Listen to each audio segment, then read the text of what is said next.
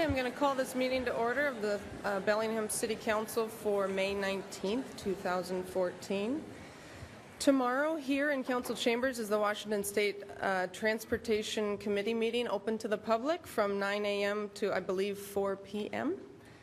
On June 2nd is the next Lake Whatcom Policy Group meeting in the garden room. Garden room. From 1:30 to 3:30, and our next regular meeting is not until the 9th of June due to Memorial Day holiday. Would you please join me in the Pledge of Allegiance? I pledge allegiance to the flag of the United States of America and to the republic for which it stands, one nation, under God, indivisible, with liberty and justice for all. Thank you. Roll call. Terry Borneman. Late, I would He'll guess. be late, yeah. Jean Knutson. Kathy Lehman. Here. Michael Lillquist. Here. Roxanne Murphy. Here. Pinky Vargas. Here. Jack Weiss. Here. Thank you. Probably having trouble parking. Terry is on his way. He is running late. He has a minor family emergency. Okay, we're going to start with our 15-minute public comment period. You're welcome to speak to the City Council on any subject that is not up for public hearing this evening, so anything that is not related to the B&O tax code issue.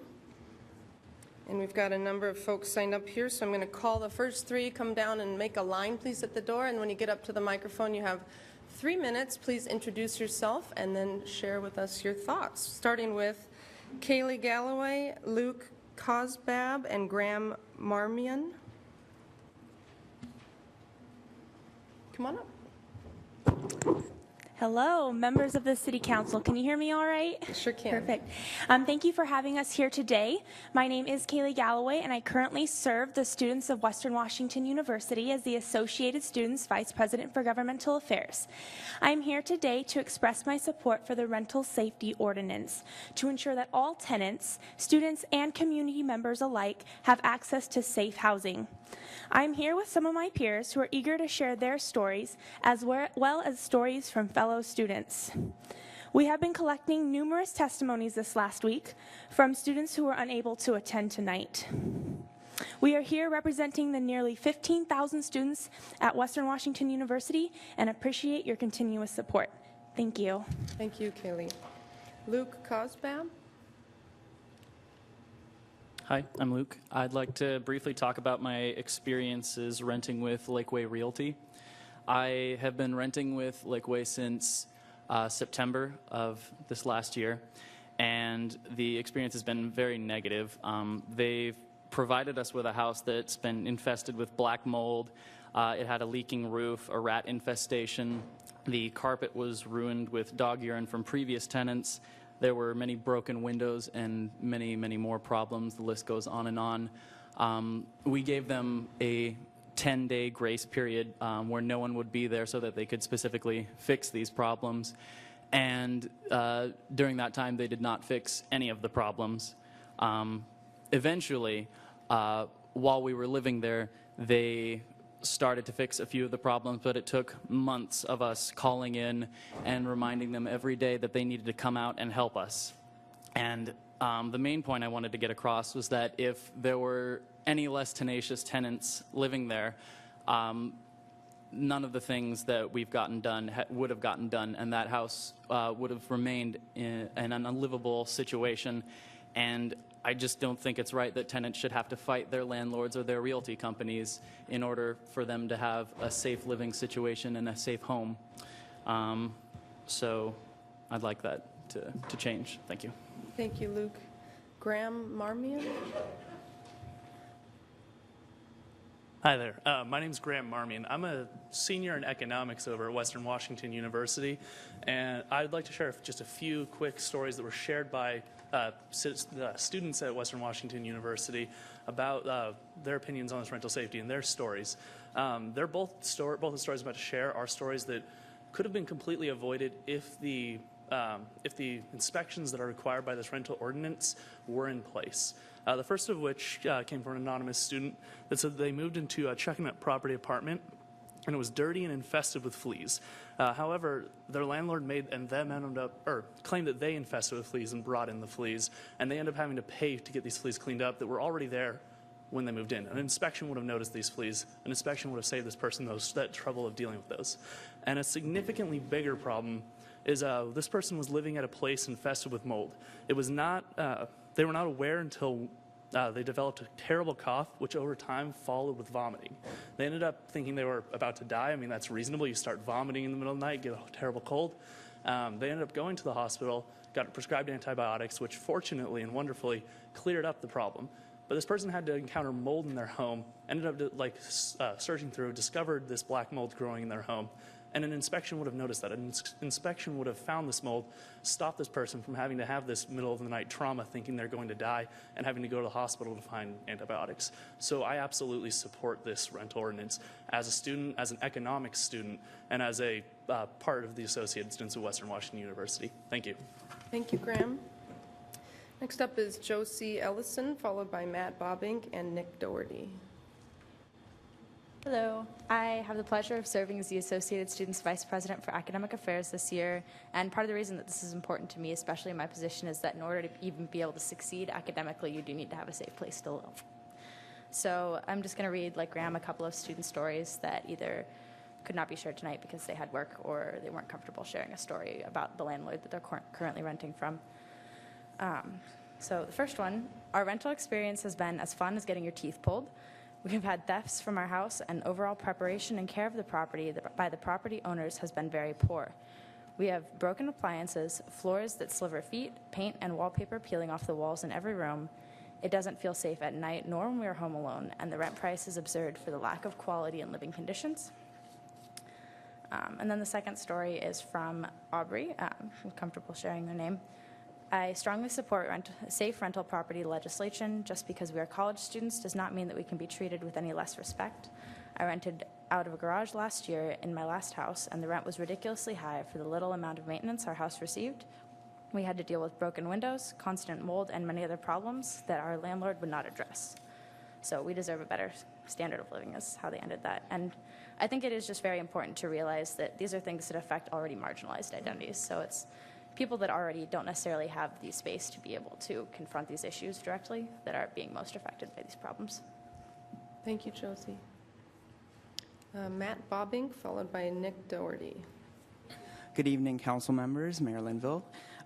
So I'm going to share a couple of stories as well. I think it's important to be noted that these are anonymous because there is fear of retribution for these students, and that's why we're here sharing these stories. I'm the Associated Students Legislative Liaison. The first story, their rental hasn't been inspected in 4 years. This was proven by a security deposit that remained constant through addendums that were made to the lease. They found that the furnace was dangerously unserviced, and after being checked due to a failure of the system in the dead of winter, it was found to be nearly combustible. Mold developed in numerous places. The landlord was neglectfully unconcerned about this, and the property was never checked up on after being contacted multiple times. The second story.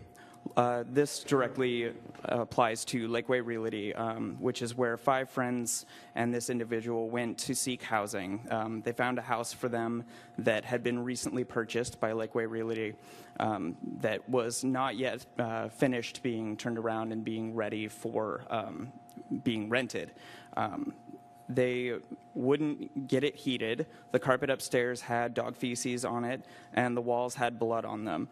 A neighbor told them that the blood had come from the dog and that there had been disturbances from those neighbors. Lakeway refused to paint over in the room or clean the carpet, and it was like pulling teeth to have anything done. They permitted subletting, but they refused to print a new lease, and they would just cross the names out. Thank you. Thank you. Nick Doherty, followed by Jazze Smith and Kaylin Rolfe Tate. Hello, council members.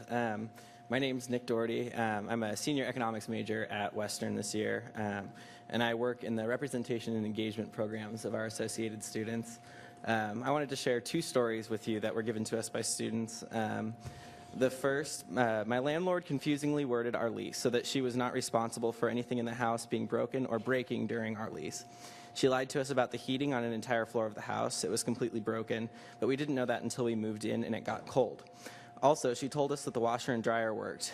We turned them on before we moved in, and they sounded like they did.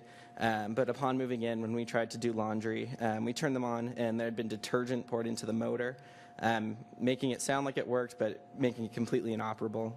We had to pay an outside source $300 to fix it, and we're not reimbursed by our landlord. Second story. On February 19th, 2014, my house on Garden Street caught fire. The fire department later told us that it was caused by old wiring in the walls. This is something that could have been caught in a regular inspection. Thankfully, my roommates and I were all safe, but we did lose a lot of our belongings. Our studies were interrupted, and our house was completely destroyed, leaving us to find alternative housing. So these are just a few of the examples that students face. And in Bellingham, there is a much lower rate of open housing. It's a lot harder to find rentals, and when you're a student, you're pretty locked in as far as your schedule when you need to have your lease start and end. Additionally, our price options are limited. We can't live as far from places because parking at Western is generally $100 a month. And when you're a student, that's a lot of money. So I'm proud to be here to represent students, and I would really urge you to keep in mind that constituencies like the students at Western are important, and that though we might not be the most powerful politically or financially, taking care of our concerns is something that will pay dividends in attracting students to the area and encouraging them to stay here once they graduate. So thank you for your time. Thank you, Nick. Jazzy? Jazzy?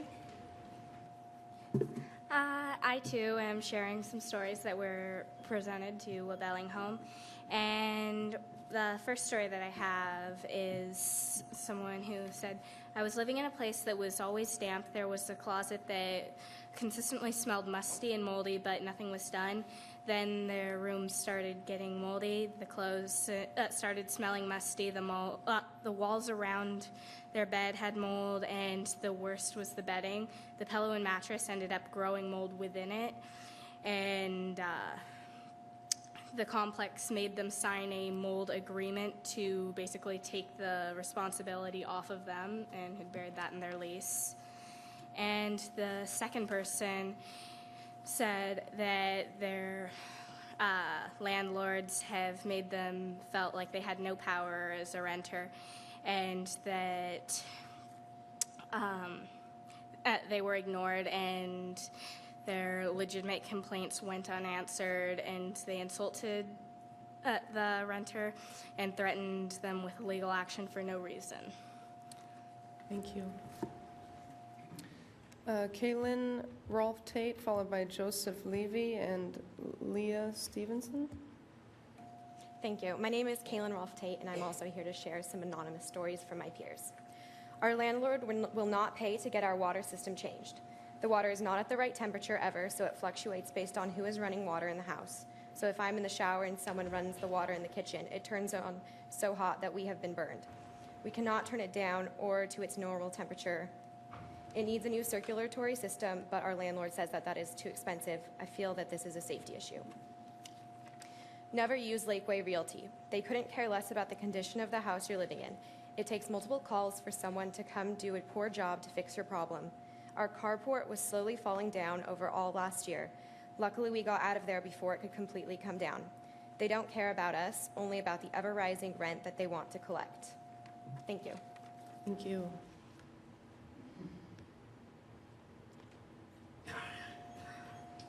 Hi, everybody. I'm Joseph Levy. I've talked before.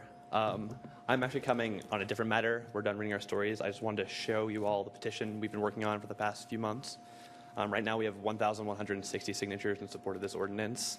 We're not going to turn it in quite yet, but do you want to take a look at it?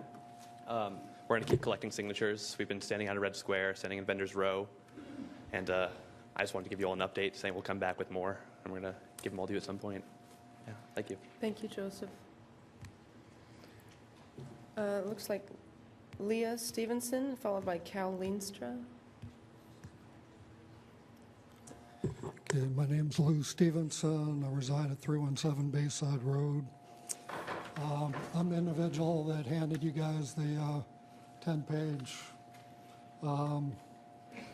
document on the ordinance. I don't know if all of you had a chance to get through it. There's quite a few questions in there I'd like answers to with regard to this particular ordinance. Tonight, I would really like to get into basically the more of the constitutional aspects of this ordinance. First off, all you folks put an oath in when you came into this office to follow the Constitution, both the state and the federal government. I'm hoping very much that you took that oath pretty seriously. The second item is that the city of Bellingham also passed a resolution several years ago, and I'm going to basically read it. Whereas the cornerstone of our civil society is the Constitution of the United States and the constitutions of the various states which embody the fundamental principle that we are a nation under the rule of law. Whereas, now I skipped a paragraph, whereas the city of Bellingham, acting in the spirit of our history of our community, affirms its strong support for fundamental constitutional rights as expressed in the First, Fourth, Fifth, Sixth, Eighth, and 14th Amendments in its opposition to federal measures. Now my question here is, do you also have that opposition to, say, a city not following the Constitution? So now to some basic aspects, and I understand, all these folks that have, spoke before me. My question to them is, really, how did you not inspect these houses that you're moving into before you signed on the bottom line? I certainly wouldn't have, and if I've gotten into a house like that, I would withhold my rent, I'd get a hold of an attorney, I'd get a hold of the city, and the landlord would have some huge problems without this ordinance. So I really don't understand. I mean, I can understand getting into the situation, but there's certainly ways of getting out of it. So back to the Constitution.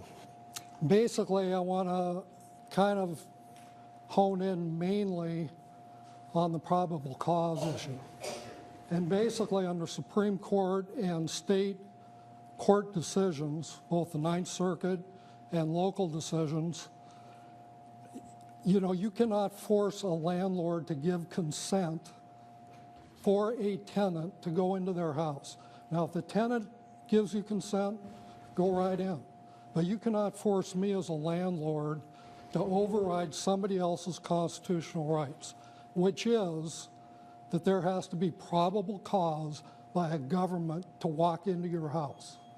And as a landlord, I will not put my name on the bottom line to give you that consent to override somebody's constitutional rights. If you want to end up in court about that, we will. Thank you. But you cannot force me to do that. Time. Thank Okay? you. There's plenty more. Thank you. Last on the list is Cal Leenstra. And if there's anyone else who would like to speak to the council, please do come down and form a line by the door. Yeah, thank you, Council and Mrs. Mayor. I've been up here about 15 times before, but I'm particularly disturbed that the committees that we were working diligently on over the past 2 or 3 years, we've always had advance notice about maybe there would be time for public input, and 2 or 3 times the public input was implied, and then there wasn't any time. The clock ran out. And this afternoon, without any notice, there was time for public input. So that, to me, sounds not quite right. But generally, the ordinance, there's no doubt that there's some bad landlords and some bad units, but there are only 21.6 complaints average per year, and there's 18,000 units. So that's 0.0012, almost too small of an amount to measure accurately. this is really kind of an attempt to demonize apartment owners and families. It's simply wrong, it's irresponsible, and it's intentionally divisive. Now, landlords are presumed guilty of a litany of transgressions until their innocence can be proven by costly and time-consuming registration, licensing, and inspection, the cost of which is not known, of course, at this point. So we have to question, why would you want to polarize communities rather than to unite them? The overwhelming majority, it's a fact, of apartment owners are doing a very good job in providing clean, decent, affordable, and safe housing for Bellingham's low-income families and students. This is a draconian license law, and it simply is not needed. It's akin to using a sledgehammer to kill a flea. And there should be no mistake. The students are here tonight talking about third-party stories they've heard from other tenants, and I'm sure they're all true. But this is really nothing more than a tax on tenants, and it's a tax that's a regressive tax of the first magnitude. Tenants are not usually high-income people, they're low-income people. This is a tax on housing, and particularly affordable housing. Why would apartment developers want to develop more apartments in Bellingham with more and more and more regulations? So this is really ill-conceived legislation, and I think it's something you ought to really consider and think about before you pass any legislation. It will drive up rents. Some property owners and managers are saying, well, we got this rent for $800, but if the license law passes, why, that could be 10 or 15% more, because there will be costs. This building right here wouldn't pass the building code, so I'm sure most apartments probably wouldn't either. So, and how do we measure this risk? It's just almost immeasurable. So where there's an inability to quantify, there's going to be more rent added for no good reason at all. So this may be, this ordinance probably has the best of good intentions, but even good intentions can be pushed to the point of absurdity. Those who demand extreme policies are sometimes oblivious to the costs they impose on those least able to afford them. Thank you, Cal. So this is really a disease looking for a cure, and I heartily suggest that you not pass this ordinance that won't do anybody any good. Thanks for listening. Thank you. Anyone else? Wendy Harris, Bellingham resident. I didn't come here originally to address the rental issue, but I wanted to say that I'm in full solidarity with the students. I didn't elect anyone to this council or to the mayor's office to protect profits over people. I elected people that protect public health, safety, and welfare. And I am actually out looking for housing myself, and it is not a pretty situation if you're looking to rent. Even the new rentals that are being put up against freeways and right on busy streets. Some of them aren't even 400 square feet. I mean, and we really have an economic justice issue here, because I also see these huge McMansions going up at the top of Samish Hill and the top of U Street, and then I see, you know, these substandard units being put in unhealthy, undesirable places. So do everything you can to protect the people that have the least amount of power. I am tired of hearing about developers coming in here saying they're not making enough profit, because you know what? We're not taking care of our people. I'm really here to talk about the dioxin at the waterfront, because I listened today, and the first thing I heard was the financial officer talk about the cost of waterfront cleanup. And what disturbed me is we don't know what those final cleanup plans are, and there's a huge difference in cost between leaving materials on site capped or removing them off site, and millions of dollars. So it appears to me that decisions have been made prior to a public process, and that concerns me. The other thing that concerned me was there was this discussion about entering into a consent decree for a Cornwall landfill.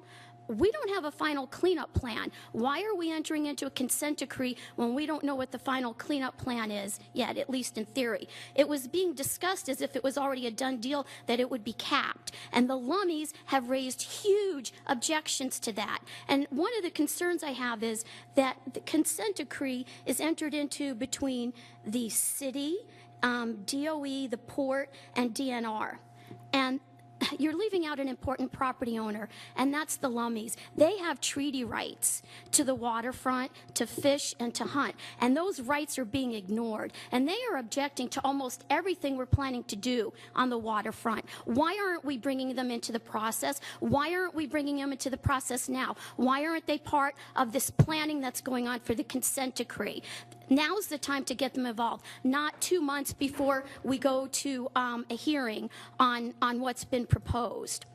And I'm very concerned the public still doesn't know there's a mountain of dioxin down on the waterfront. I went on the tour that the city gave, and we actually took a nice little ring around the dioxin, and that word was never mentioned. We were never told that that big white mountain covered in a white sheet was dioxin. Kids were running up and down that mountain because their parents didn't know. I don't think the city wanted that to happen, but they weren't in a position to say, hey, you kids, stay off that dioxin. You know, there's reasons that we have public transparency. I also want to say there's no amount of dioxin that is safe. We're being told this is 100% safe, and that's 100% bullshit. There are no field studies that have ever been done to test the safety of dioxin that's been stabilized with cement. And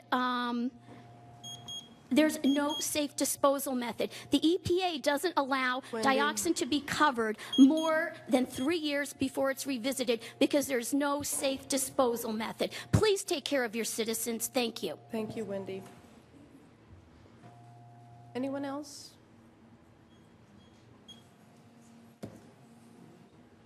Tim Cornwell, 2861 Leeward Way, Bellingham. I am here to speak in opposition of landlord licensing. I'm also here to speak in favor of enforcement of complaints, any complaints that I think enforcement is important. My concern about landlord licensing, well, I've gone to one of the work sessions. I read a lot about this online, and I did a little research on this whole thing, and I felt like, it seems like there's something wrong with searching someone's property, a government person in your residence. And it just didn't sound right to me. So I looked, let's look at the Constitution here, see what it says. And Fourth Amendment talks about unreasonable searches. And so I just don't like the idea of government coming into my home for really any reason other than it's on fire or they have a search warrant. And I found a case called Chapman versus United States that went to the Supreme Court in 1961. And it's where a landlord took a law enforcement official into a rental property that he owned without the consent of the tenant. And that went to the Supreme Court, and they ruled that that's not allowable. The other concern I have is that Washington State landlord-tenant law does not allow a code enforcement official to enter a premises without a search warrant. If you go to RCW 59.18.150, it's very specific about searches by code enforcement officials, not allowed to do that without a search warrant. And so this idea that somehow I, as a landlord, can go inspect a property because that's allowed under landlord-tenant law, and then bring a code enforcement official along with me, that just seems like we're working the system, like government's working the system against laws they created to protect consumers. And it just doesn't sound right to me. So that's why I'm opposed. I think the problem is complaints come into the city and there's not like a really good system to follow up on those complaints and then enforce them. So I would be in favor of the city allocating some resources to work on enforcement. Hearing these students, these issues, the concerns they have, I don't know that they maybe need a communication piece on what do you do if you have a problem with your unit, how do you call in a complaint, and then the city would be resourced to follow up on those complaints. But to do a landlord licensing thing, to just across the board, it's going to increase costs across the board. Oh, the other thing, I think because of the constitutionality of this and this landlord-tenant law, this is going to cause a huge amount of lawsuits, potential lawsuits, that you guys will get caught up in. And it just doesn't seem like it's necessary. It seems like more of a just a code enforcement response would be more appropriate. Thank you for your time. Thank you. Anyone else? Now's the time. Hi, my name is Claudia Deweese, and I've spoken to the council twice before on this issue. This is my final time. I've spoken about my concerns twice, but appear tonight because I read that Fred Meyer's attorneys have voiced their concerns to the City Council about locating access to the new Costco directly across from the Fred Meyer's west entrance. The last time I was here, I presented the council with a petition signed by every merchant in the shopping center except for Fred Meyer's and one other merchant. We understand that the city is going forward with the planned relocation. What we ask with our petition is that you change the planned access point to Costco. The manager of Costco told me that on a given Saturday, Costco processes 5,000 transactions. I assume that means 5,000 additional vehicles accessing Costco between the hours of 10 a.m. and 9 p.m. Two of my customers came in today and asked me what I thought about this plan. One of them told me she would not be coming to this area to shop anymore if the traffic issues got any worse. I have to believe she probably speaks for many others. The point of keeping Costco within city limits is tax revenue. It seems completely contrary to your aim to ignore a situation which will stifle retail sales. Thanks. Thank you. Last call. Anyone wish to speak to the council? Okay, I'm going to close the public comment period. Move into our public hearing this evening. We have one public hearing on a proposed ordinance repealing the B&O tax exemption for nonprofit religious healthcare providers and adopting healthcare-specific deductions and exemptions contained in the Washington State B&O tax code. On April 21st, Council directed staff to hold a public hearing on changes to the Bellingham Municipal Code that eliminates the current B&O tax exemption for nonprofit religious healthcare providers and adopts healthcare-specific deductions and exemptions. Looks like we might have a little presentation first. Yeah. Brian Henshaw, City of Bellingham Finance Department. I was just going to introduce the topic, but you've covered most of the items. We've been discussing this for the past several months in several different work sessions, and to discuss the current business tax exemption for nonprofit religious healthcare providers. Most of this information is included in the packet tonight for your review, but tonight's public hearing is on the ordinance that Council requested at the April 21st meeting.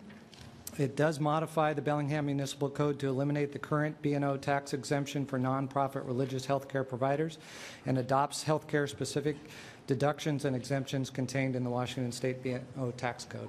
So with that, I think we can listen to all the other public comments. Okay, so we have a lot of folks signed up this evening. I'm going to look to the council. Because we have so many people, do we want to do 3 minutes? Yeah. Okay, I'm seeing head nods. Okay, so we are going to institute the 3-minute limit. And please do introduce yourself. There are 2 microphones, one here and also one at the top of the stairs, so you don't have to come all the way down if you're up there.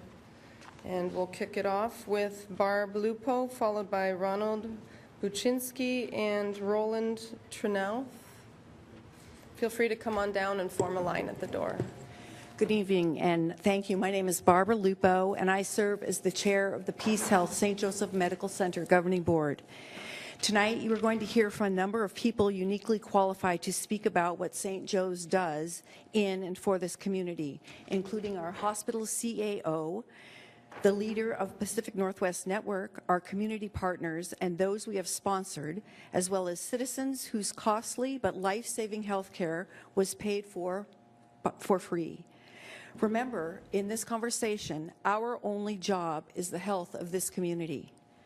The most important point any of us can make needs to be made first. We do not oppose removing the B&O religious tax exemption.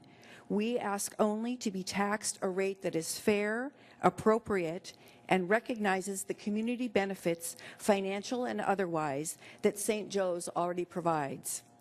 I'm here tonight because as a board member, I know the huge amount of resources it takes to run a hospital.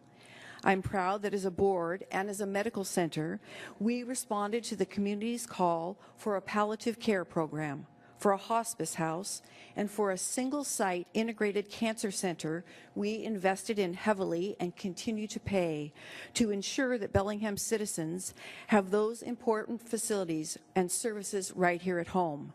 Remember, our sole responsibility is the health of the community. It is only our job.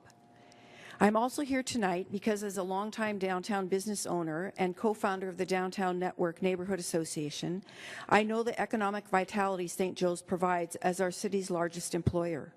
Nurses, housekeepers, surgeons, and technicians spend their salaries here in Bellingham. Our medical center purchases services in this community and helps support other nonprofits providing vital services. As a business owner, I can tell you there is a direct correlation between the revenue paid in taxes and revenue available to reinvest in the services that businesses provide. St. Joe's recognizes its need to pay its fair share. We ask only that the tax is fair, a fair tax rate, such as the one in the compromise that was developed with the mayor's staff. This rate acknowledges our economic investment already being made by the hospital in charity care and community benefits that support essential community-based health centers. This reduced tax rate also acknowledges the long-held partnership between St. Joe's and the city. I would argue that this partnership is quite literally essential as well for the continued health of our community.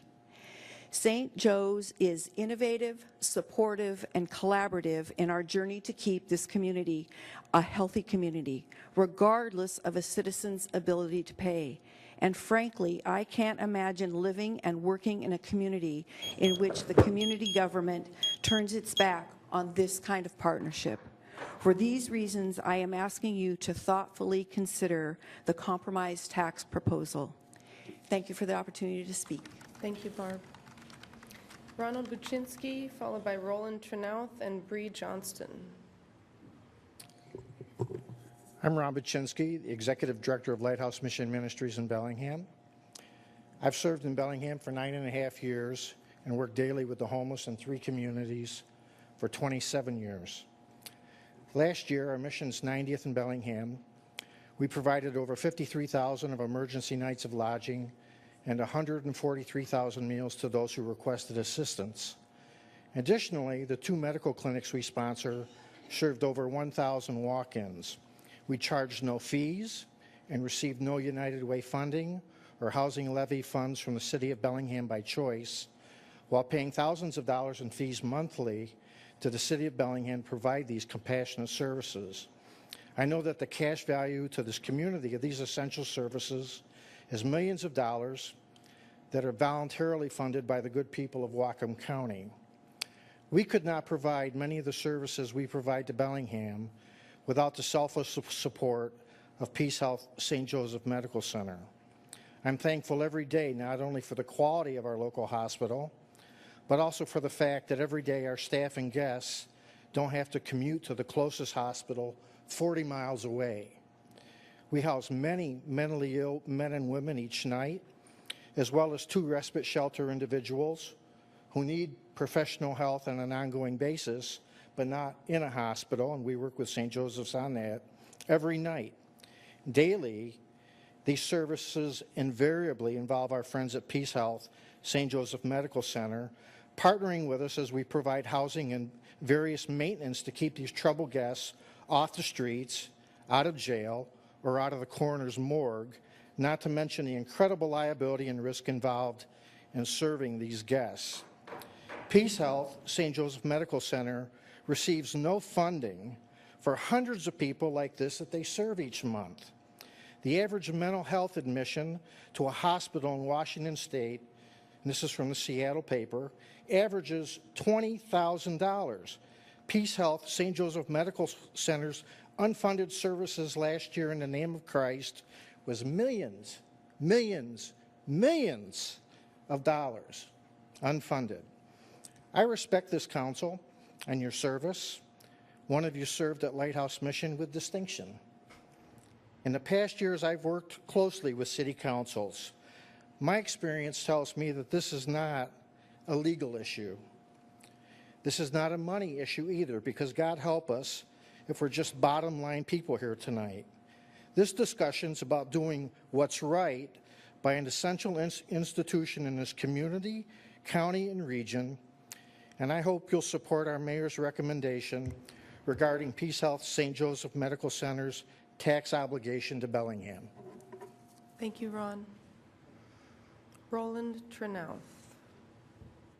Good evening. My name is Roland Trenouth. I live on State Street. I'm a retired physician, cardiologist who practiced here for over 30 years, where I got to know St. Joseph's Hospital. I'm here to speak on behalf of them and against the full B&O tax. I've never been employed by the hospital, never been paid, but I do believe in the mission, and I do believe in the service that provides for our community. And therefore, I serve both on the hospital board and Peace Health board. I'm concerned that the full B&O tax will compromise healthcare in this community. Hospitals, like any other institution, it has a budget. It needs to make enough to survive. I want to point out 4 things economically that are unique to healthcare. Number 1, charity care. It's been mentioned. Peace Health will give away $50 million in charity care this year. That's more than they make in profit.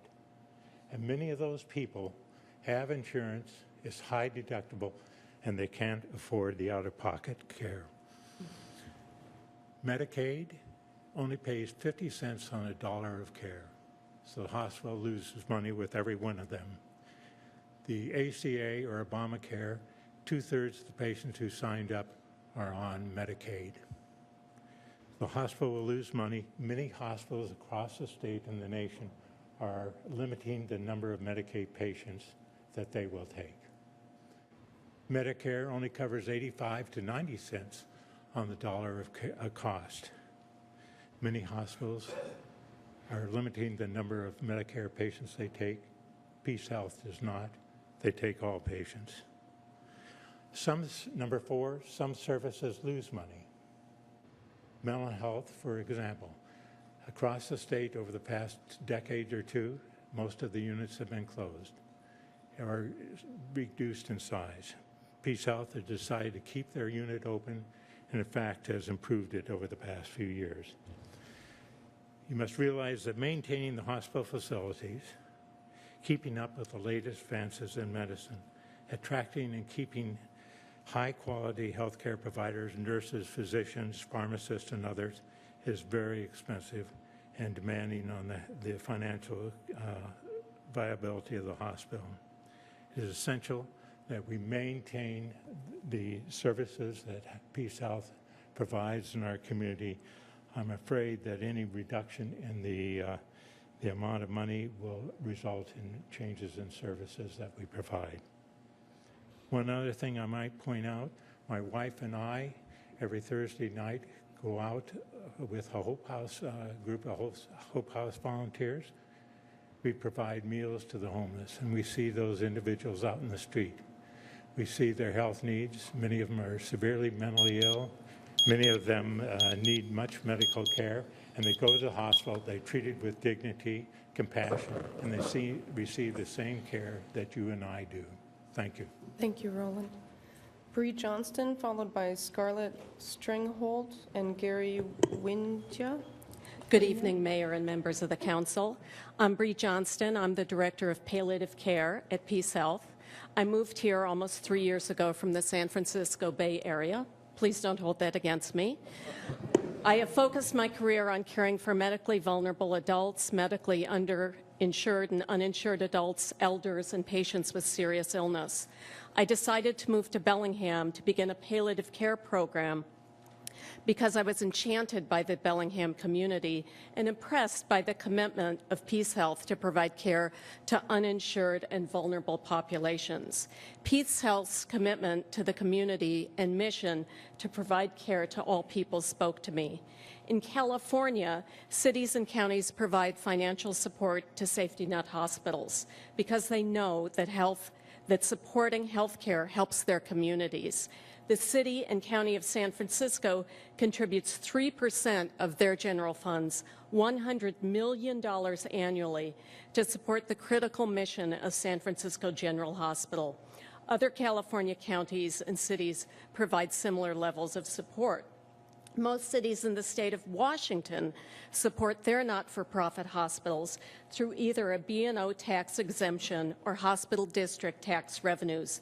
These cities recognize that supporting health care safety net providers is the right thing to do for their communities.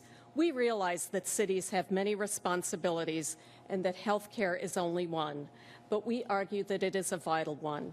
In addition, the fact that Peace Health is the largest employer in the city means that the health of the hospital and the economic health of the county are inextricably linked. All hospitals are under considerable stress right now due to the transitions produced by the Affordable Care Act. In Whatcom County, more than 15,000 people are newly enrolled in the Medicaid program, which is a huge step forward. However, Medicaid pays hospitals considerably less than the actual cost of providing care. Particularly during this time of transition, a $1.2 million tax would be a very difficult hit to take. While I hate to say this in public and in front of my CEO, my team loses money. I think we do a great job, but we still lose money. Even so, Peace Health supports my work and the work of my team, providing expert symptom control to patients with serious illness, providing support for people with life-threatening illness and their families, because it is the right thing to do. We care for patients who have few options in life. Right now, today, I am helping with 3 patients who don't need to be in the hospital, but who have nowhere else to go. Peace Health does not receive city or county funding for care of these patients.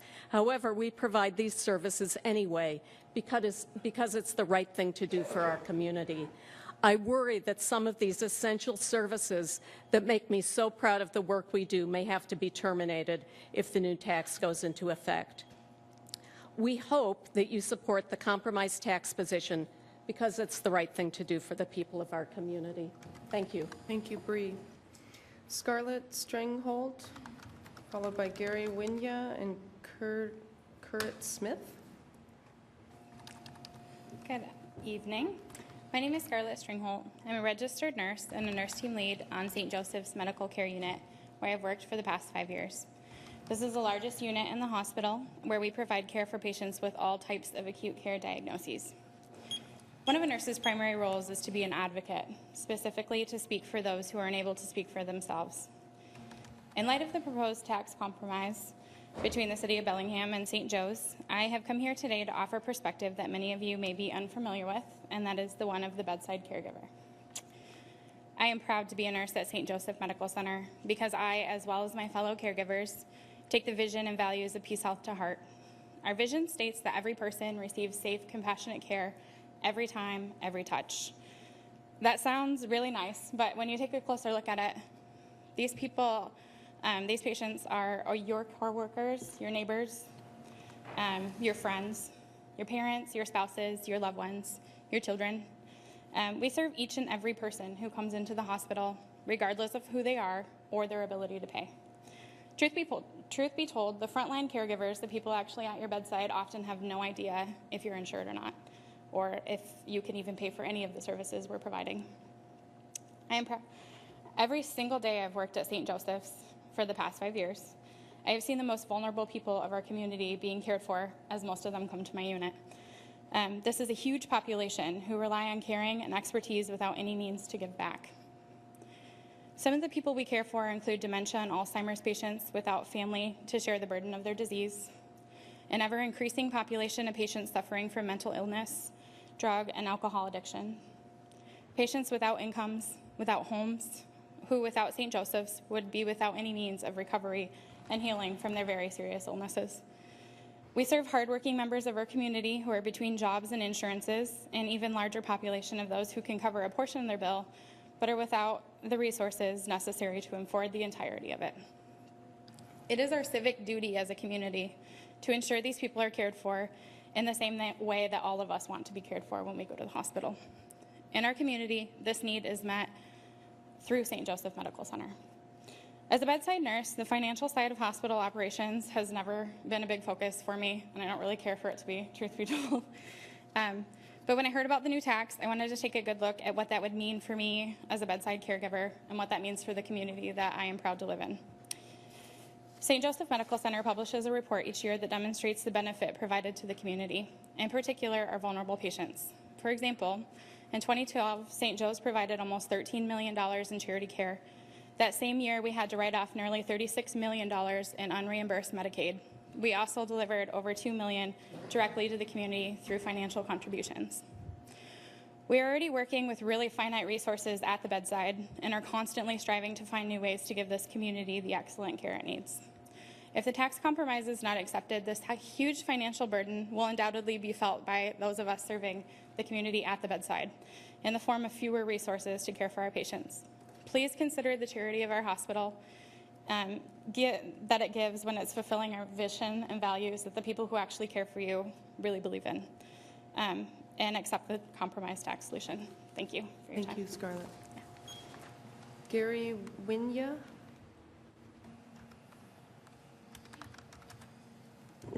Hi, my name's Gary Winja.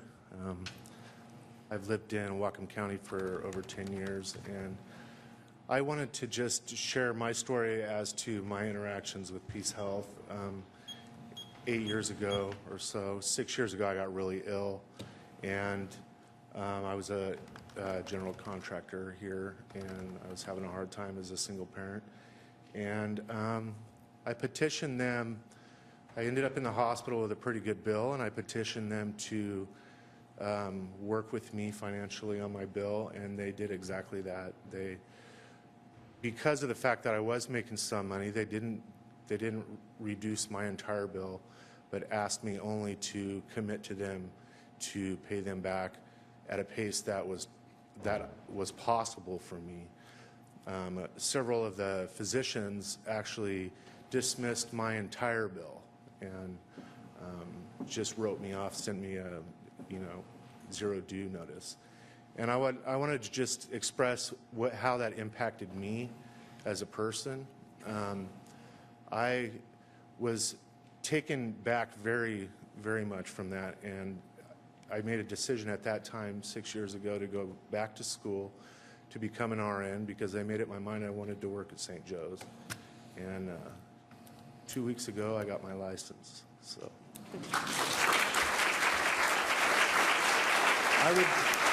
I would just like to ask for the same level of compassion and giving. I'm just here to attest to what they're saying as to their losses. It's a gain for our community. Thanks. Thank you, Gary. Currit Smith, followed by Nancy Timon and Jenny Cruz.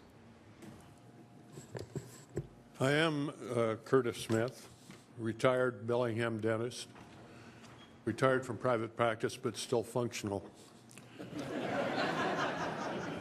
I'm here because I couldn't convince the current president of the Mount Baker District Dental Society to take my place. And just for the record, when I was the president, he hadn't been born yet. You can imagine how that makes me feel. But I do bring a message from our dental society. We want to add our comments to those that you are going to hear for the next who knows how long, in support of the compromise offered as an alternative to the proposed tax increase. The Dental Society's several patient care access programs are done in partnership with a number of entities in Bellingham, including Peace Health St. Joseph. Historically, they have been a key player in the development of our programs and financially supporting of our access efforts and those of the community clinics that we also partner with. Crippling the PeaceHealth ability to support such access programs would clearly not be in the best interests of the community, which the city council is pledged to serve. Thank you, John. Thank you, Curtis. Nancy Timon, followed by Jenny Cruz and Rachel Lucy. Good evening. My name is Nancy Tiemann, and I am on the executive team at St. Joseph Hospital.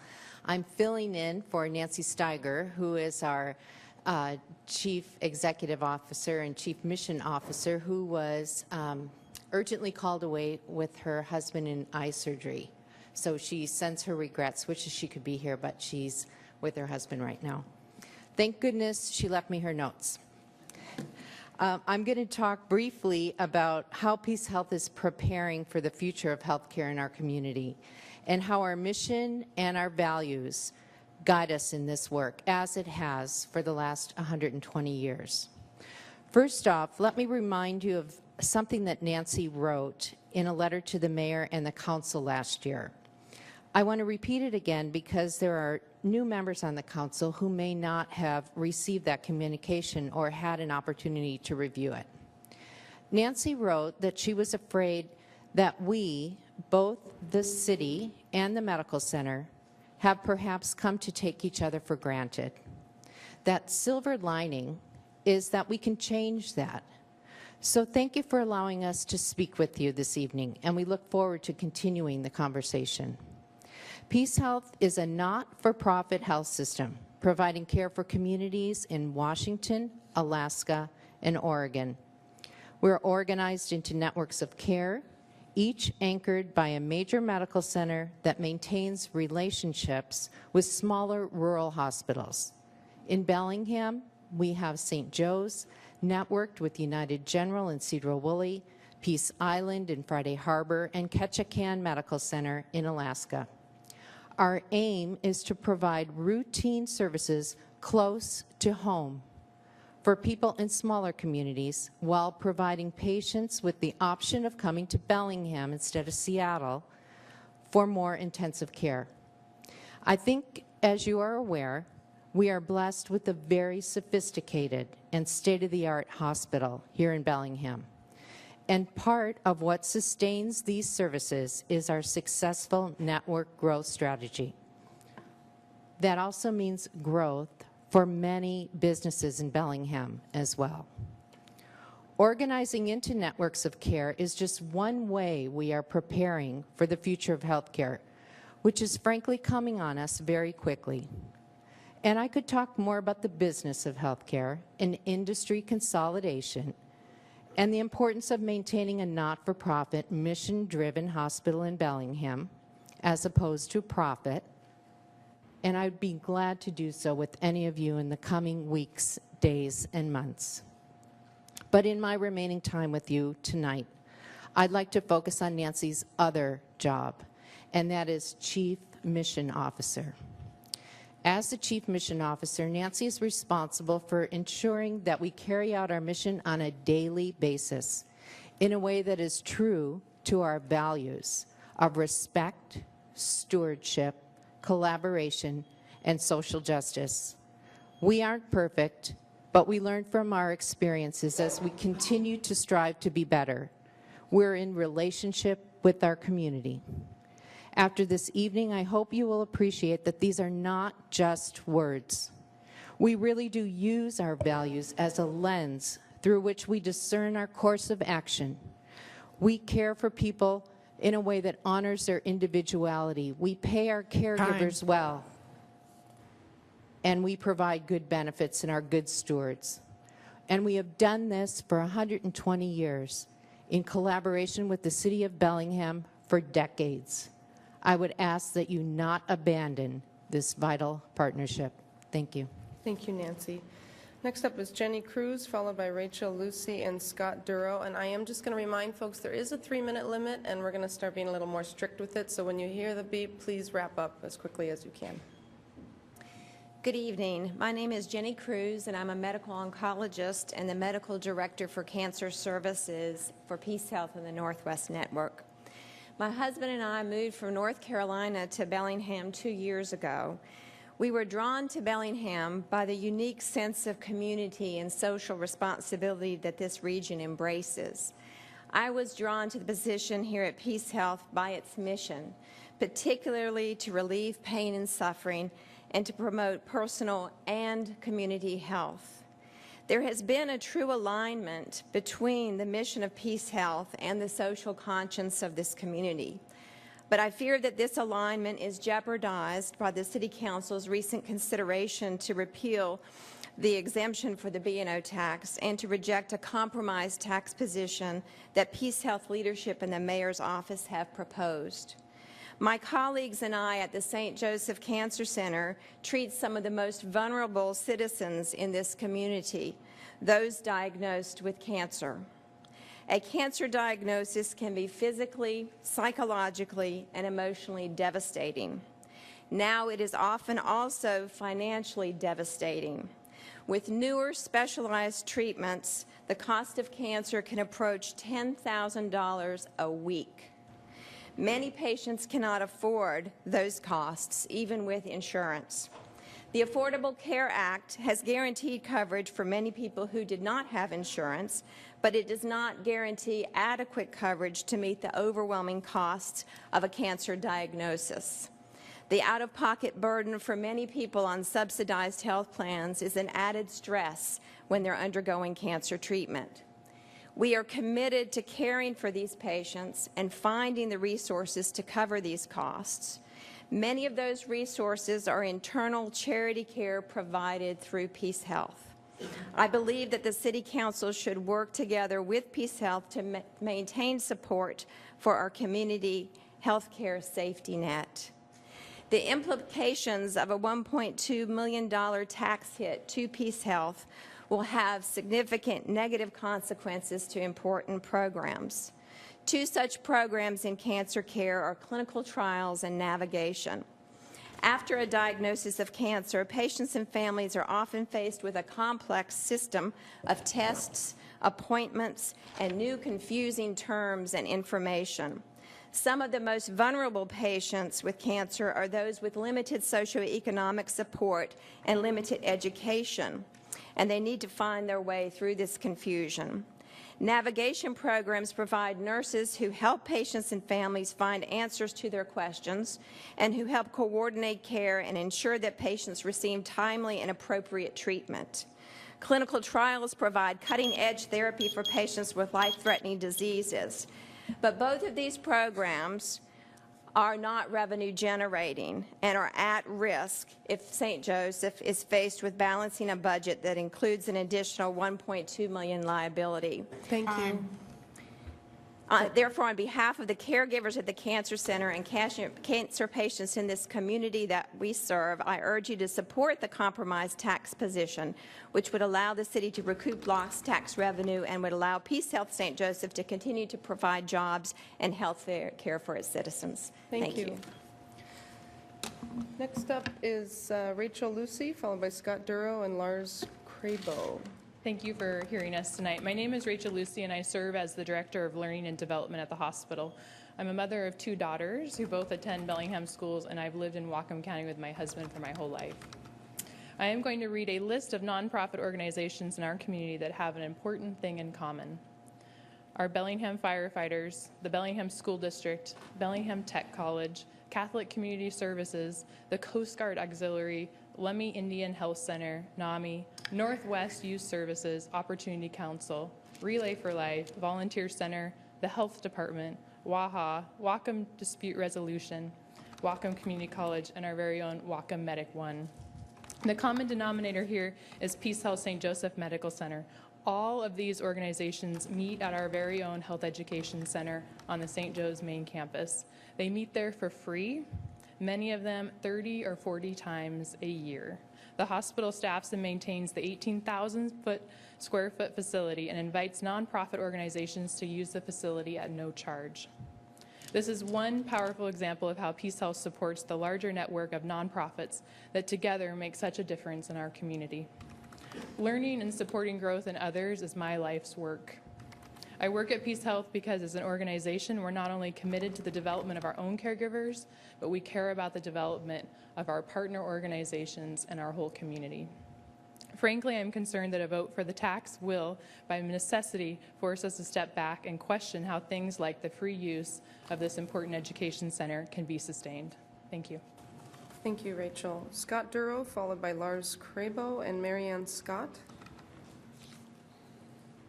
Good evening. My name is Scott Dura, and I serve as the Resource Conservation Manager at St. Joseph Medical Center. I'm going to take a little bit different perspective here, but before you impose any new taxes on our community hospital, I'd like for you to consider the possible unintended consequences to non-clinical, non-mandatory, voluntary programs like energy conservation and recycling that would be needed to offset any financial losses. Energy conservation yields favorable savings over the long term, but it only comes after substantial upfront investment. We've been very fortunate to work with our partner Puget Sound Energy to invest hundreds of thousands of dollars over the last 7 years to acquire the conservation that we've been able to achieve, to the point where recently we were awarded the EPA's Energy Star certification for our hospital, which puts us in the top 25% of hospitals across the nation. But that comes with an investment that we have to have resources to make. Recycling likewise carries favorable environmental impacts, but unlike energy conservation, recycling has no return on investment. Materials that are separated out for recycling carry a substantial cost premium above that of general compacted refuse, not to mention the additional labor costs for handling those materials. If money had to be diverted for other purposes, then it would make, I hate to say it, would make financial sense to redirect all non-toxic waste materials to the compactor. Adjustments to these programs would also have the secondary impact to local jobs. High-level expertise in controls engineering, mechanical, and electrical contracting is required to carry out the sophisticated level of energy efficiency projects such as those we employ. We have that expertise here in this community, and we use it. Likewise, recycling requires local marketing expertise of the waste materials that we generate at the hospital, and because of the volumes that we generate, a ripple effect on jobs due to loss of activity would no doubt be felt. So I just ask you to please take this into serious consideration before imposing any substantial new taxes on our community hospital. Thanks. Thank you, Scott. Lars Krabo. Thank you. I'm here to add my brushstroke to the picture that I hope is becoming clear at this point. I'm a radiologist physician. I've lived in Bellingham and worked at Peace Health St. Joseph Medical Center since 1992. I'm the past president of Northwest Radiologists and past managing member of Mount Baker Imaging, a joint venture between Northwest Radiologists and Peace Health. I'm currently serving on the hospital governing board. I support the mayor's compromise position, a compromise that effectively recovers for the city the B&O tax it lost when Madrona Medical Group and North Cascade Cardiology became part of the Peace Health Medical Group. It seems that the main question is what becomes with a difference in the dollar amount between the mayor's and the city council's positions on this issue. What's the best use of this money for the citizens of Bellingham?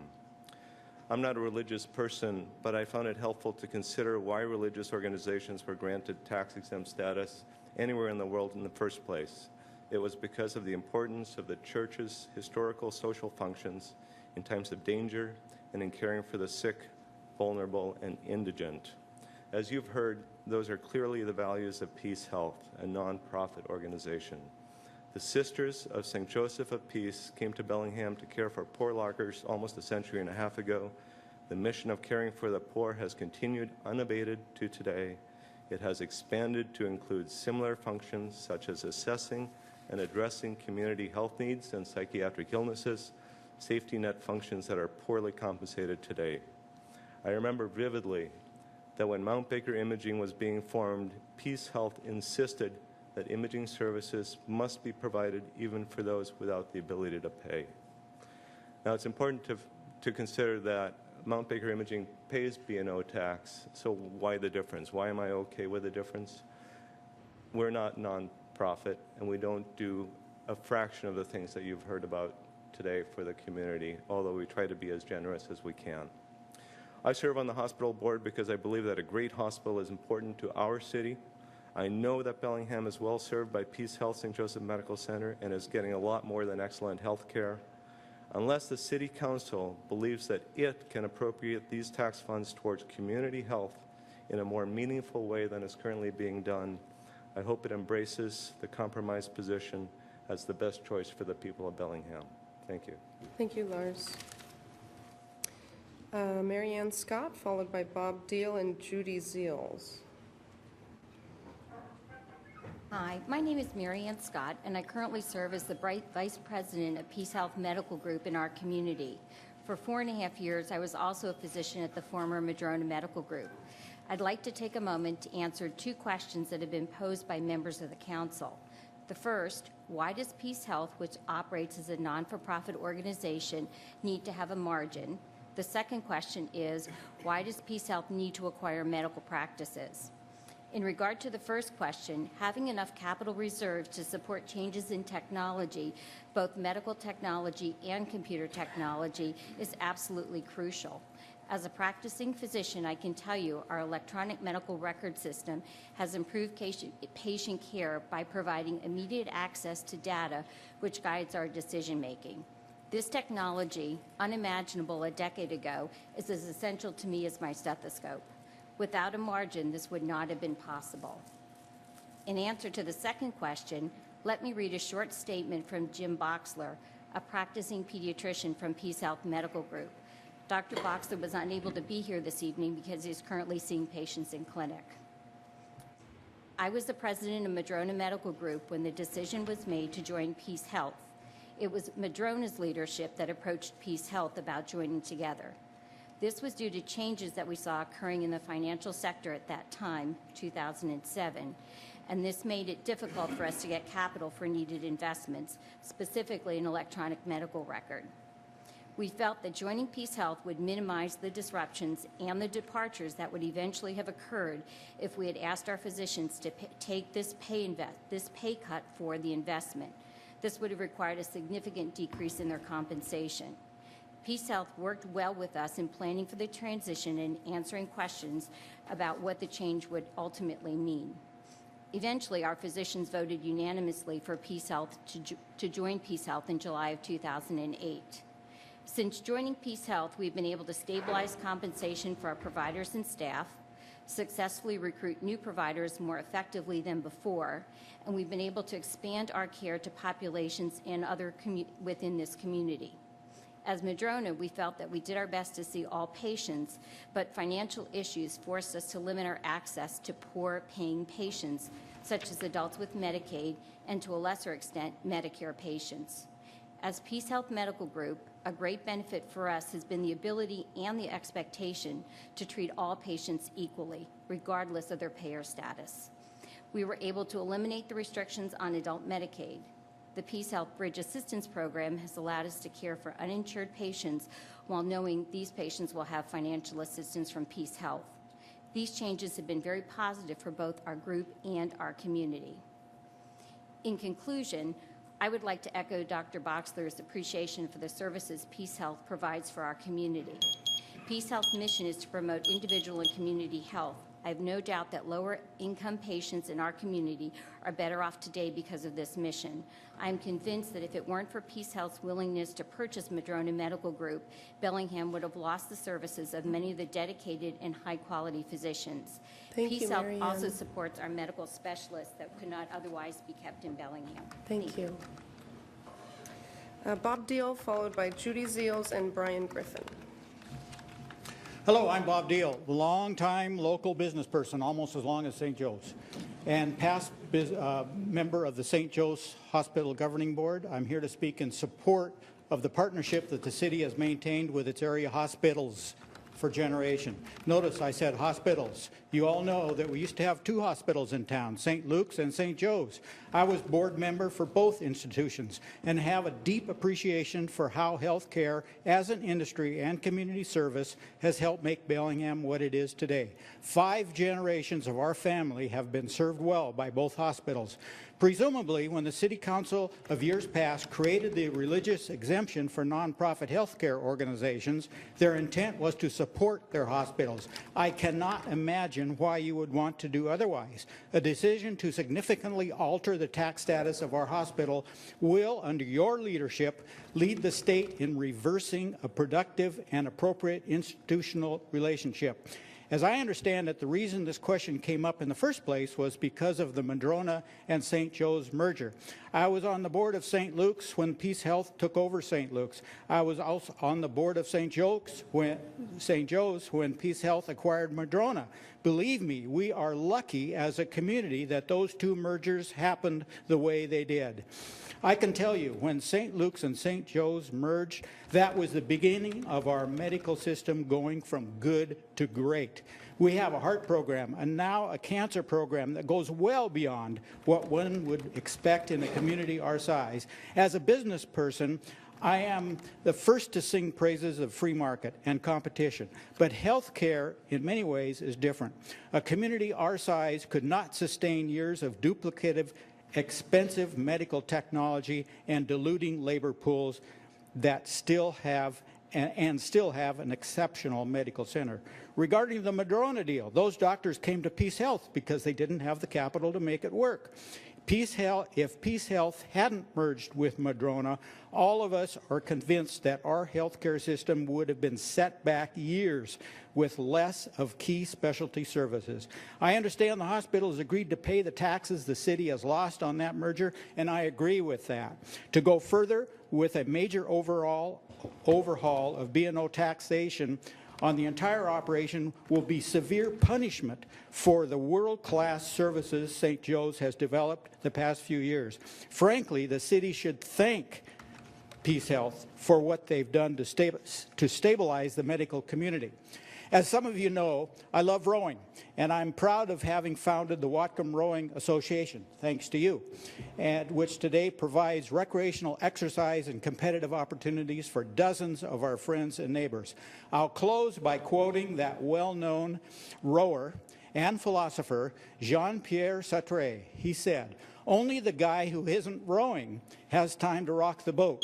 So for goodness sake, let's keep moving forward as a community and approve the compromise." Thank you. Thank you, Bob. Judy Seals, followed by Brian Griffin and Dale Zender. And we're through page 1 of 2.5 pages. Good evening. I'm Judy Seals, resident of the city of Bellingham. I've worked as a community health nurse with children and families here in Whatcom County for more than 15 years. I would like to tell you a bit about how Peace Health has a positive impact on families in our community and on the overall health of our community. Peace Health is a not-for-profit healthcare organization that has been caring for everyone, regardless of their ability to pay, for more than 150 years. As such, all revenue over expenses goes directly back into communities in the form of improved health services. What is talked about most commonly when we think of how not-for-profit hospitals contribute to the communities they serve is the provision of necessary medical care to the uninsured patients who do not have the means to pay for them. It is valuable and noble that Peace Health offers this to our community, and I must say, I have heard more than one story of grateful families that have been granted charity care or a very reasonable payment plan by Peace Health for medical care they received in the facility. But what I would like to speak about now are the other benefits the community has received through Peace Health's redirected revenue. Charity care is not the only use of these funds. The Community Health Office at Peace Health has directed funds to a variety of nonprofits in our community that are doing great work. In most cases, the money has been used to fund worthy projects done by existing nonprofits. But PeaceHealth has also used this revenue in combination with additional staff time and resources to seed the creation of nonprofits to address sizable issues in Whatcom County, issues that directly impact the well-being of children and families in our community. And they have done this with great success. Two notable examples of this are Bridget Collins and the Whatcom Alliance for Healthcare Advancement, commonly known as WAHA. Both of these nonprofits have grown to be incredibly effective organizations at addressing their respective missions. Bridget Collins has become a state leader in advocating for the safety and well-being of families, and they annually serve thousands of people in our community. Bridget Collins is an effective innovator and has made real change for the better in our community by directly serving families affected by child abuse and neglect, by running successful prevention programs, and by raising awareness of our community about the welfare of children.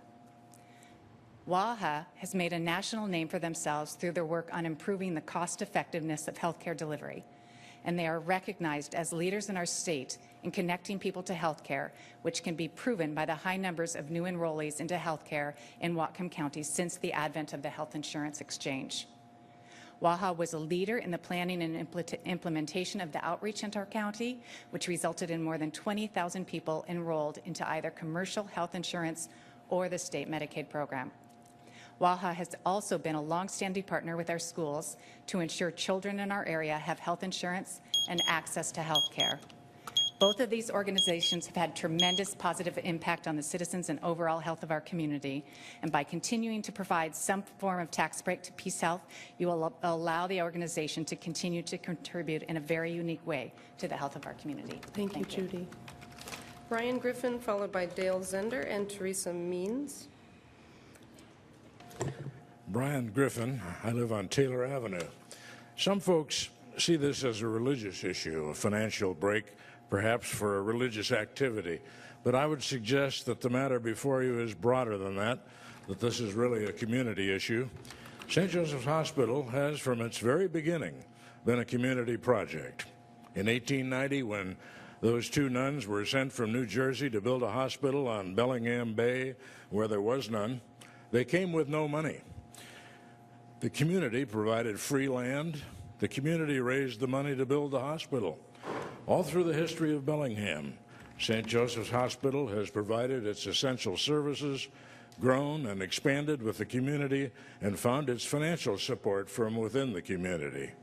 Community leaders, beginning with J.J. Donovan, have devoted countless hours and much of their treasure to its success and its current vital role for the entire region. Some of you might remember Al Levin, who in the 60s led the hospital in its visionary decision to move to its present location. He was but one of the hundreds of our citizens who have nurtured and grown this precious institution. Donovan, Levin, and its present leadership, led by Barb Lupo, have always recognized the absolutely essential role of the hospital in this community. And they have recognized that the quality medical care they sought required the financial support of the community. Surely the hospital is no less important to our well-being today than it was at its beginnings in 1890, and it still needs its community's financial help. So I urge you to carefully consider accepting their compromise offer in this important taxation matter. Thank you. Thank you, Brian. Dale Zender, followed by Teresa Means and Kathy Boyd. So I need to, can you hear me? Can you hear me? It's sort of hard when you're 6'6". So I'm Dale Zender. I am the Chief Administrative Officer for St. Joseph's Medical Center. I'm also the Chief Financial Officer for the Northwest Network. I'm really proud to be part of PeaceHealth. I have been, I'm especially proud that I've been with PeaceHealth for 30 years at St. Joe. And their commitment, I'm especially proud of their commitment. When I started, we had 360 employees, and we now have 2,700. And what has not changed, a lot has changed. You know, Bob talked about the acquisition of St. Luke's, but you know what hasn't changed is our commitment to the community. And so I'm going to talk just for a minute about operating margin. So I'm sure you're wondering, right? So, you know, why is it that we require an 8% operating margin? You know, that's almost $41 million. And the reason is an 8% operating margin is really essential. If you're going to reinvest, and our dollars go back into the community, it goes back into our programs. A lot of the programs you heard about tonight, it's because we have the margin, we're able to reinvest. We're also able to reinvest in our capital equipment. Examples of capital equipment would be clinical, medical equipment, information systems, and facilities. And I'll just give you a few examples. In the last 12 months, we've replaced two CT scanners that were antiquated. They were beyond 12 years old. And so that was really needed. The cost of each CT scanner was $2.4 million. We also had one of our cath labs, Jerry's here and he knows, $1.5 million. So and there's 3 of them. And a lot of our equipment's 8 to 12 years old. You need to have the margin if you're going to reinvest in the organization and have the quality of care. And that's really important. To have the investment is critical to provide high quality care. You know, I'm also concerned with this additional tax of 1.2. It's 3 times what Madrona and NCC was paying. And it just doesn't seem right. That's going to push us to a point where we're going to have to consider programs and services. And the other challenge, you know, in healthcare, it's all changing. It's a new game. And I will tell you that we're experiencing significant declines for the last 3 years. Our revenue in our payments from Medicare and Medicaid and commercial companies has declined significantly. And as I look at the current fiscal year, which ends June 30th, we're projecting in just 30 more days, roughly, we're projecting that we'll fall short of our budget by $5 million.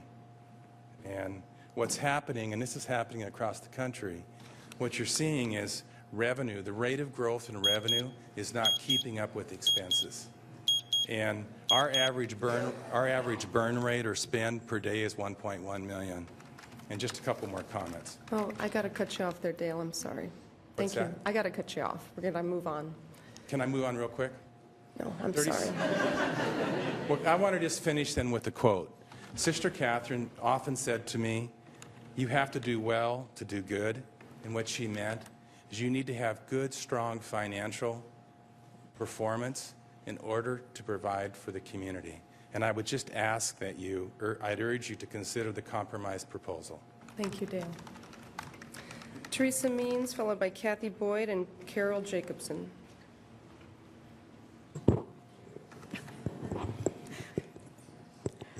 Can you hear me? I'm Teresa Mears, and I lead a street outreach for Hope House. This is Freddie. And most of you have seen Freddie over the last 16 or so years flying a sign on the streets, homeless. I met him 10 and a half years ago, the first night we went out on our street outreach. I don't know how many times I sat with him in the emergency room or in a hospital room at St. Joe's, maybe a couple times a year. It's only been in the last 2 or 3 years since he got his SSI that he had any medical coverage. He died in April after having been sober and housed for about 4 months. In his own apartment, he was housed, but he died with dignity, and he died after spending 4 days at the hospice house. And they were a blessing to him. And he always used to say, "Oh, Teresa, they treat me so nice at that hospital." I've sat in the emergency room and hospital rooms and the ICU with many homeless friends over the past 10 years. Most of them didn't have medical coverage. None of them could pay the bill. None of them were refused treatment, and all of them were treated with dignity. I know one man who was in the ICU at least twice for at least 1.5 to 2 weeks each time, and I know he didn't have coverage. I'd hate to think what he cost the hospital, but they didn't refuse him treatment, and they still don't. I'm sure the hospital absorbs millions of dollars in services to the poor and the homeless. Bellingham doesn't have enough shelter beds, interim housing beds, supportive housing, or affordable housing. And if it weren't for the hospital paying for it, we wouldn't have the 2 medical respite beds at the Mission. Thanks to St. Joe's. Please don't make it more difficult for St. Joe's to operate here in Bellingham. As a community, we have so much to be thankful for and proud of with St. Joe's. They carry a lot of the burden of this community. Please don't burden them to the point of it not making sense for them to continue to be here. We need them. Please find another way to pay for another park for our homeless to sleep in. Thank you, Teresa. Kathy Boyd, followed by Carol Jacobson and Abe Jacobson. Good evening. I'll be short and sweet. I'm here to represent NAMI, which is National Alliance on Mental Illness. I've been a co-instructor since 2008 of the family education programs on mental health. I was asked to come, and I thought, what could I say to have an impact? Because we're all here to have an impact. Well, I'll advocate for the people who cannot be here that suffer from mental illness. And if you've never had mental illness in your family or a friend or a loved one, you have no idea what the resources they need, what our community currently provides, which we could always use more, but especially being a nonprofit. So I think that we need to care.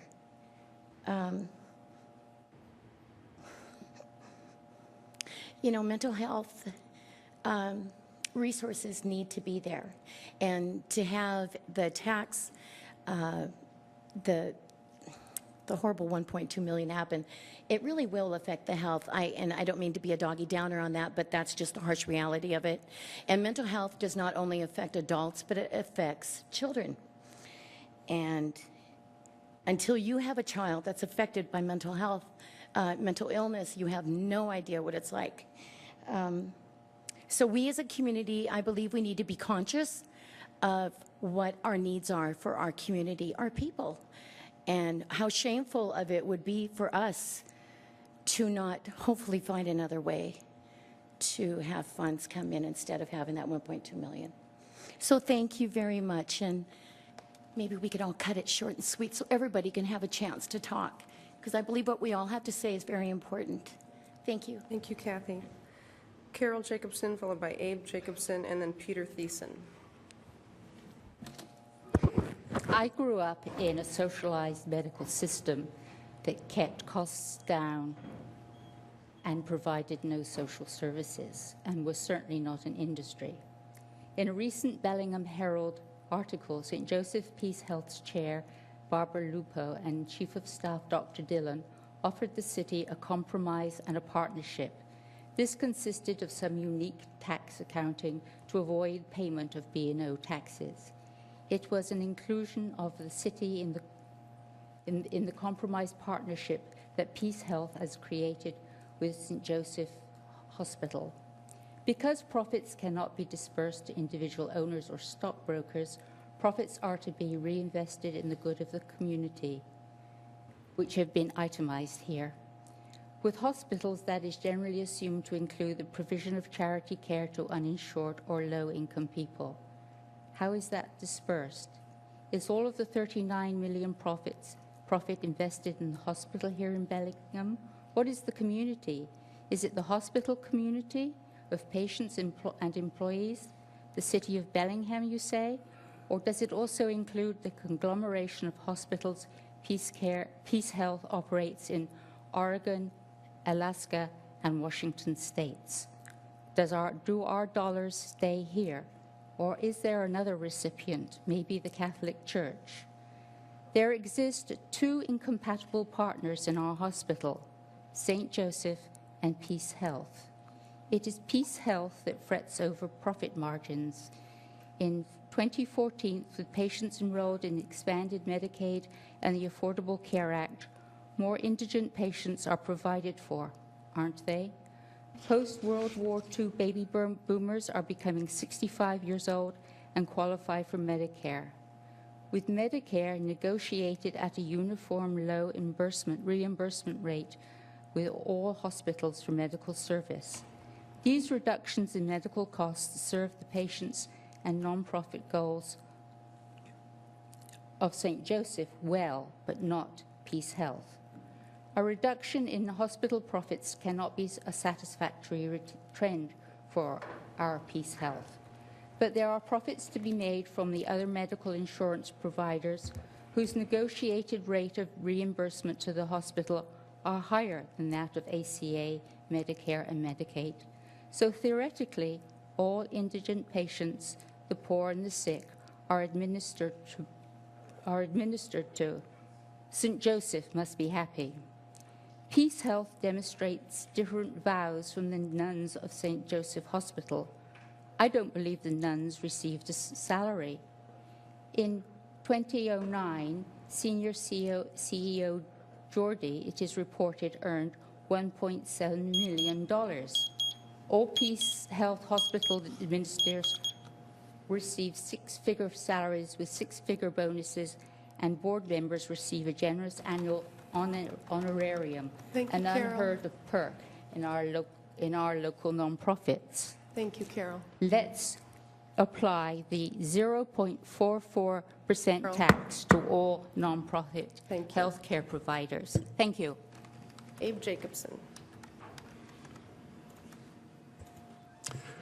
I'd like to compliment the City Council on backing off from a religious criterion for tax abatement.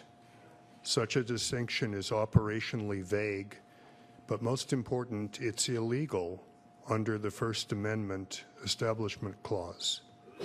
It is not your place as city government to pick nonprofit winners and losers. Ours is a secular city government, not a theocracy. A fair and completely legal way to proceed is to apply a straight 0.44% B&O to all non-profit health care providers equally, and then to use the state-defined exemptions for all government-funded programs such as Medicare, Medicaid, and other government-funded programs. Peace Health has proposed an alternative which they describe as a compromise. And this is essentially to make up for the taxes lost when Madrona and Cascade Cardiology went into Peace Health. Well, the way that this is framed is to say you should pay B&O taxes on outpatient activities, but not on inpatient activities. And this excludes all the other nonprofits in Whatcom County from the windfall of having a waiver on B&O taxes. So it's illogical. If you're going to waive B&O taxes, do it equally for all of the nonprofits involved in medical health provider. The mayor and at least one council member and several Peace Health managers have promoted the compromise by arguing that the city and Peace Health have a partnership. I don't doubt that this is true, but it's also true of all the other nonprofits that will not get this Madrona / Cascade Cardiology arrangement. And let's drill down a bit more on partnership. Was the city a partner to Peace Health selecting not to allow death with dignity law to have effect in the hospice?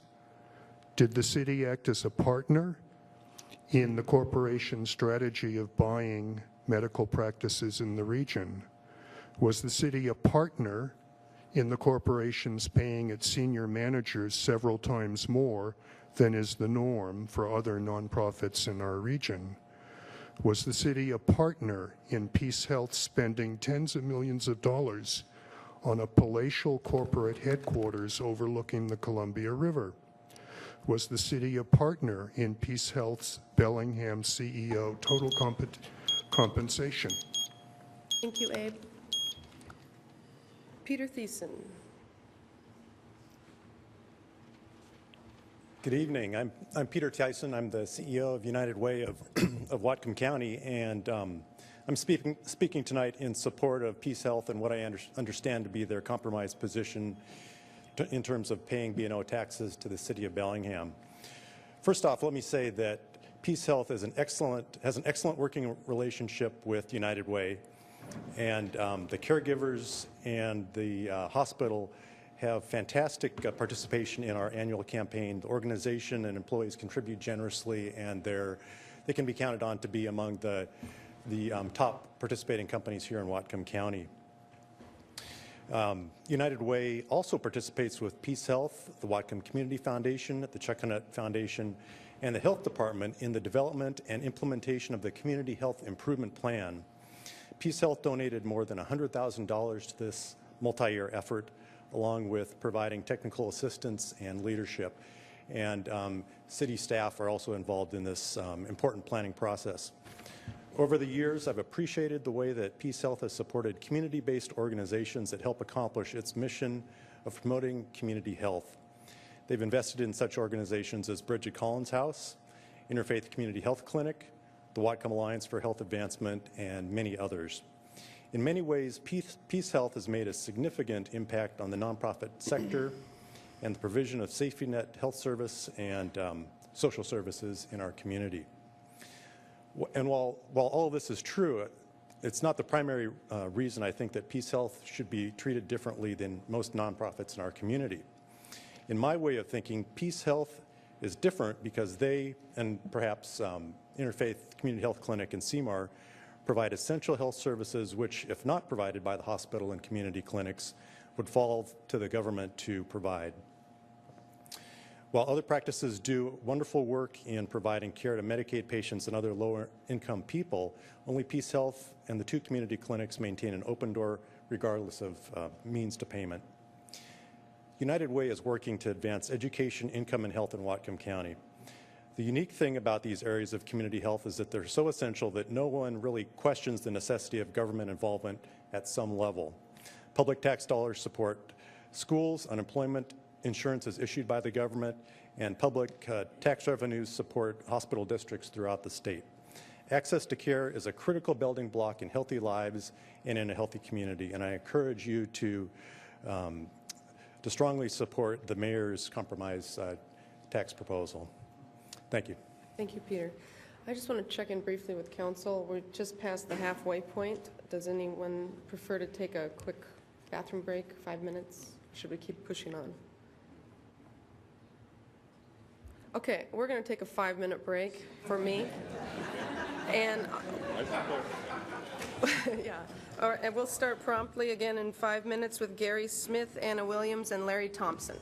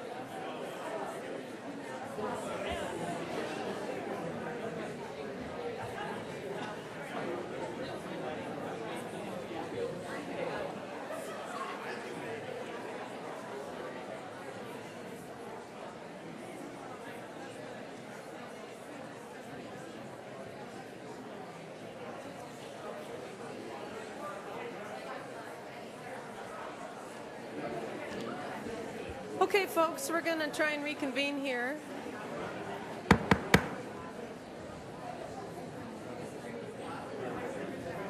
All right. We're going to reconvene our public hearing. We're missing quite a few staff. I think Chris Phillip has a stranglehold on Michael Lillquist out in the hallway, but I think he'll be all right. Okay. We have no recorder, though. Linda? Mayor? Anyone else care to join us?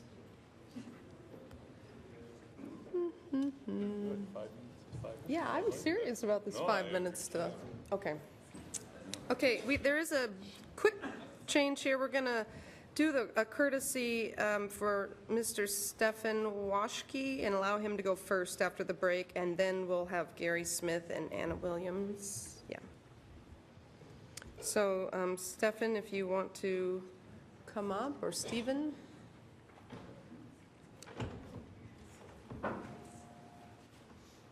Are we all ready, Linda?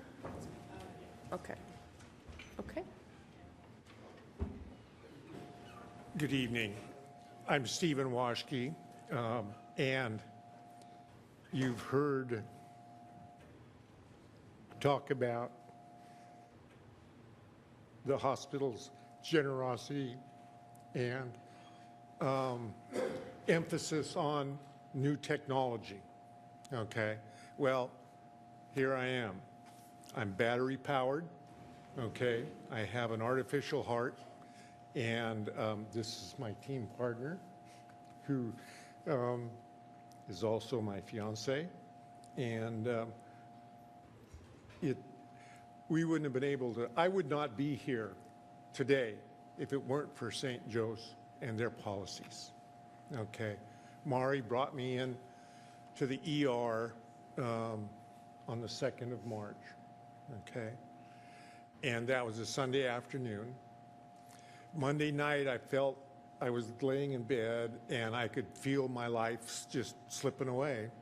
And I was definitely not a stranger to that hospital at that point in time, because we've been in and out of it many times here. And we've always been treated with the utmost respect and the finest care anyone could have. So I want you to know that when you help one person, such as myself, I'm not an individual. I have friends and family, and I want to say that not one of them has told me yet that they were rather I was dead. But so they're willing to put up with me for as many more years as possible. It's been a number of years of fading away, okay? And now I hit bottom, and I'm coming back, and I'm coming back strong, and it's because of the excellent care and caring that both I and Mari received at the hospital. It's been a very positive experience for us. And I need to tell you that it's been a culture with them. I have an uncle who, when he was a toddler, I guess, I don't know exactly, but it was during the height of the Depression. He needed an operation to save his life. Nobody alive remembers what exactly it was, but St. Joe's did the work, gave him the operation, and he's still alive today. He's spent his years that's my cue. Thank you. But thank you very much for your time. Please support their tax, their proposal on their taxes. I'm sorry. Thank you, Can Maury Stephen get a and couple Maury. minutes? Thank you. We just want to thank you, and they did such a wonderful, they are our family. Thank you. Okay, next up is Gary Smith and Anna Williams, followed by Larry Thompson. I'm Gary Smith. Does this microphone up here Yep, work? that works just fine. Okay, I'm Gary Smith. I'm a psychiatrist. I've been in town and living in town and working in town for 31 years.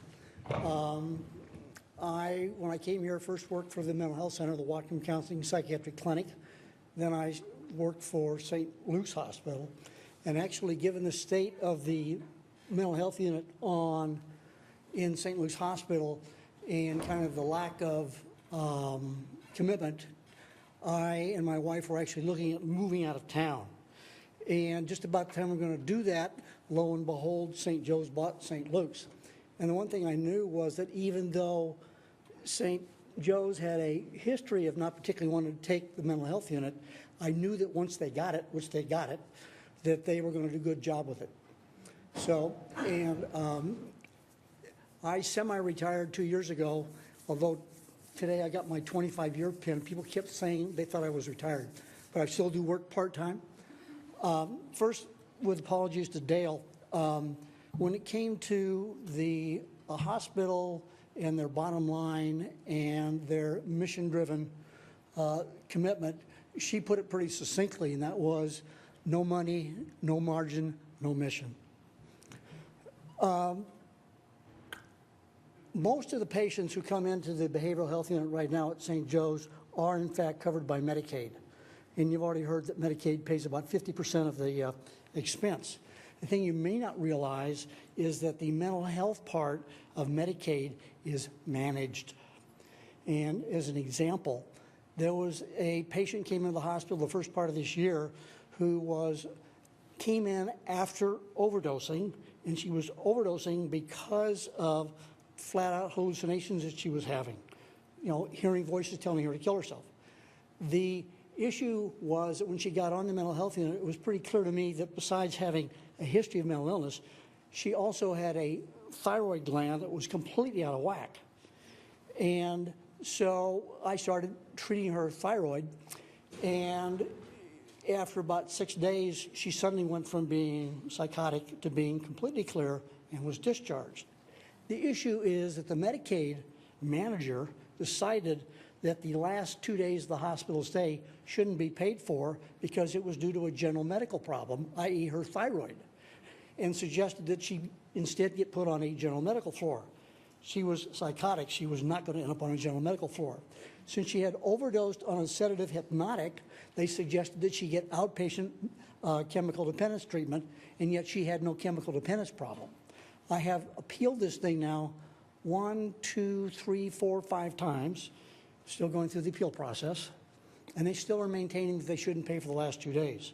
So I want you to understand that just even though as low as Medicaid pays when it comes to behavioral health, they don't even pay that much. That's me. Thank you, Gary. Anna Williams, followed by Larry Thompson and Bonnie Trudeau. Hi. Well, everybody here pretty much knows me. I don't know if you know that I've served for 20 years on the Whatcom Hospice Foundation Board. I came to that board as a volunteer on the Finance Committee just after it was established. So it turned out to be my great passion, my great love. And now I also sit on the Hospital Foundation Board because I became so interested in health care delivery. And I've seen the suffering. What is, by the way, hospice is the original death with dignity. Anybody that doesn't know that doesn't know hospice. So I want to tell you that our partnership with Peace Health St. Joe Hospital has just been the best. I remember the day that we hired and thought the hospital to be our partner, and it's just worked ever since then. Our mission program is based on the relief of suffering of both mental and physical, both patient and loved ones. And it's just as simple as that. If we don't have money to support our mission, we can't, as volunteers, do the mission. I agree with that. It was that simple. No money, no mission. But, so I just want to encourage the compromise. I'm just happy we have a compromise. Thank you. Thank you, Anna. Larry Thompson, followed by Bonnie Trudeau and Jeff Corsentino. Well, good evening. My name is Larry Thompson, and I'm the Executive Director of the Whatcom Alliance for Health Advancement, WAHA. I'm testifying in support of the compromise B&O taxation proposal worked out between the Mayor and Peace Health. WAHA, as an organization, has an interest in this matter because our role in the community is to identify and implement improvements in health and medical care delivery which foster the public interest. We're not a special interest. Rather, we provide a safe table for all of the relevant interests affecting and affected by health care to come to workable solutions. WAHA has a particular wealth of information pertaining to the B&O issue to share with you should you want further information at a later point, particularly on the issues of Medicaid expansion and the Affordable Care Act, but also with regard to medical economics generally and matters of health policy. As the director of WAHA and also reflecting my personal experience, I am concerned that the proposal to tax Peace Health at the $1.2 million level is not in the community's best interests. I do, however, believe that removing the religious exemption and imposing taxation which replaces lost revenue due to the medical group acquisitions is a warranted step on your parts. Why is the $1.2 million level not in the community's best interest? First, that level of change will create a number of management adjustments, whether that be staffing reductions or reductions in charitable support. We will all feel the ramifications of this, as you've heard in spades from a number of testifiers. Secondly, I personally have been in medical care and health policy circles for about 40 years in this state, and never before have I seen a time when the change and chaos in healthcare is anywhere approaching what it's currently doing. This is a very fluid and risky time, and we ought not put a key public institution in any jeopardy given that circumstance. With so much uncertainty, this added adjustment compounds the challenges of coming to an entirely different future, which is what most healthcare providers, including Peace Health, are having to do. Thirdly, we would argue that Peace Health plays a key charitable role in the entire community medical ecosystem. You've heard that from a number of commenters this evening. Jeopardizing Peace Health at this time especially puts at risk not only charity care and Medicaid services for vulnerable people, it potentially jeopardizes the entire medical safety net framework, which includes organizations such as Interfaith and CMAR. Please find a way through to a just compromise on this issue. And we and my colleagues on the board and staff of WAHA would be delighted to come to work with any one of you on any questions you may have at a later point in time. Thank you very much for your time. Bonnie Trudeau, followed by Jeff Corsentino and Diana Kurth. Good evening. My name is Bonnie Trudeau. It rhymes with vermouth. Got it? There, yep. I am a street outreach volunteer for Hope House, and a lot of the clients or friends that we see on the streets are those who are mentally challenged or have psychiatric problems, as well as being drug addicts or alcoholics, etc. I'm putting on a different hat tonight. I am representing Dean White, who is the Executive Director of the Whatcom Counseling and Psychiatric Clinic. He's unable to be here tonight due to a family emergency. He's thanking you for allowing him to provide his input on this matter. One of the most critical services provided by St. Joseph's Hospital to this community is their inpatient psychiatric unit. In a time when Washington State has one of the largest psychiatric bed shortages in the nation, Peace Health has maintained and expanded its psychiatric unit. My understanding is the unit's revenues don't cover the cost of its operation. Yet the hospital maintains this unit as an essential service to the community. I'm concerned the proposed tax cut, or I should say Dean is, would make it even more difficult for Peace Health to justify maintaining the unit at a loss. He's not heard of any indication that closing the unit is being considered, but believes the proposed tax puts the unit at risk.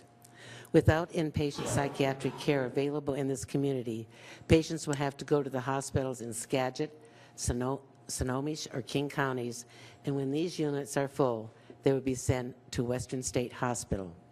Evidence is clear that psychiatric patients treated in their own communities are more successful in their post-hospital treatment and recovery. He would like you to favorably consider the compromise proposed being put forward by Peace Health St. Joseph. Thank you. Thank you, Bonnie. Jeff Corsentino. Dale, this seems like it works to me. I don't know why you had such trouble. I'm Jeff Corsentino. I'm the pharmacy director at St. Joseph Medical Center, Peace Health. And I just want to say that we do care about this community. We're always striving to do the right thing, not necessarily the thing that is easy or cheap, but we're trying to do the right thing. One way to demonstrate that is we have a significant investment in disposal of medications. I'm a pharmacist, so I'm going to talk about medications. It takes a significant amount of money, manpower, and time to dispose of medications properly instead of just putting them down the sewer or into the dump. And that's something that not every hospital does correctly, and we care about the community. We don't want to do that. That would be irresponsible. We're always looking for ways to improve how we can help the environment. The other main thing that we do is when patients are discharged from our emergency room or from the hospital and they're not able to afford the medications, we do help subsidize the medications that they need so that they can start getting better. We're the safety net for this community, and basically I just want to say that we do care about this community. So, thank you. Thank you, Jeff. Diana Kurth, followed by Randy Frank and John Asmundson. I'm Diana Kurth, and I work at St. Joe's. I came to Bellingham about 31 years ago and started at St. Luke's and now St. Joe's. And I'm in the physical therapy department. So I've been a physical therapist in a lot of different roles. I have to say I'm very proud to be able to work for St. Joe's, in particular because of how I'm able to see anyone who needs care. So, and especially this year, it's become quite evident as the Affordable Care Act has come into place. More and more people with Medicaid are coming through our department. It's very exciting for them to be able to have some insurance coverage, to have some physical therapy where before they did not. So also see a lot of Medicare patients, and you've heard about how that goes. So I just want to encourage that continued relationship and support and collaboration and partnership or whatever between the city and the hospital. I think it's really critical. I'm curious about where that extra money would go that the hospital would receive, how it would make up for the losses of the health care that is being provided at the hospital. So where does that go then? Is the city going to be doing that somehow? And I would say that the hospital is best suited to do that, so let's keep it there. As far as the compromise, I have to say I'd rather just see that there is no tax. If I had my choice, that would be it. I think, with the different medical groups, they also are seeing these same groups of people. They're seeing more of them. They're accepting the patients that cannot pay. So I just assume see that there's no. I realize that that's not very realistic, but if I had to say what I wanted, that's what I would ask. Thank you. Thank you, Diana. Randy Frank. Hello, I'm Randy Frank. I'm one of the psychiatrists who works at St. Joseph Hospital. One of the advantages of going near the end is that many people have said eloquently what I don't need to repeat. One of the disadvantages is that it's already been said, so I'm going to focus on just the part about the potential loss of psychiatric beds. I spent 20 years in the Army, and during some of my duty stations, we had no psychiatric care. Many times we had to send individuals 30, 40, or 50 miles outside the area. I came to work for Peace Health first in Eugene for 12 years ago, and then 4 years ago came to St. Joseph. Both of these hospitals have demonstrated a commitment to care even in the face of losses of other psychiatric beds.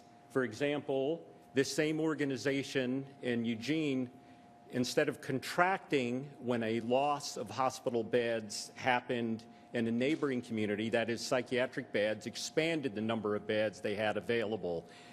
The loss of beds can occur even in not-for-profit hospitals. One of these was in Roseburg, Oregon, at Mercy Medical Center. They had no choice in that town but to send their patients approximately 75 miles south to Medford or up to us about 75 miles north. Here in Bellingham, many times other communities as far away as Walla Walla or out on the Olympic Peninsula will be calling because they have no beds in their communities to support their psychiatric patients. Here in Bellingham, we've always been able to take care of our own. It's one of the things that attracted me here and attracted me to this group, that they said that psychiatry was a priority, although, as you've already heard, it isn't exactly a money generator. St. Joseph has done a wonderful job of maintaining our most vulnerable citizens within the local community and allowing families to participate in their treatment.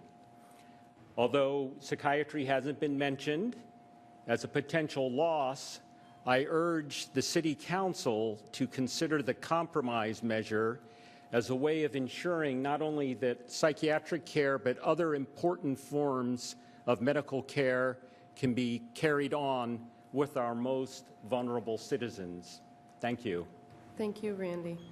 John Asmundson, followed by Johnny Locke and Byron Mannering. Joni? John Asmundson, 613 Sierra Street. Mayor, City Council members, thank you very much for this opportunity to speak. And Father, forgive me if I'm about to sin. I'm, unlike most of the people here, I'm here to oppose the compromise B&O tax proposal. Monroe, Linwood, Arlington, Coupeville, Pullman, Colfax.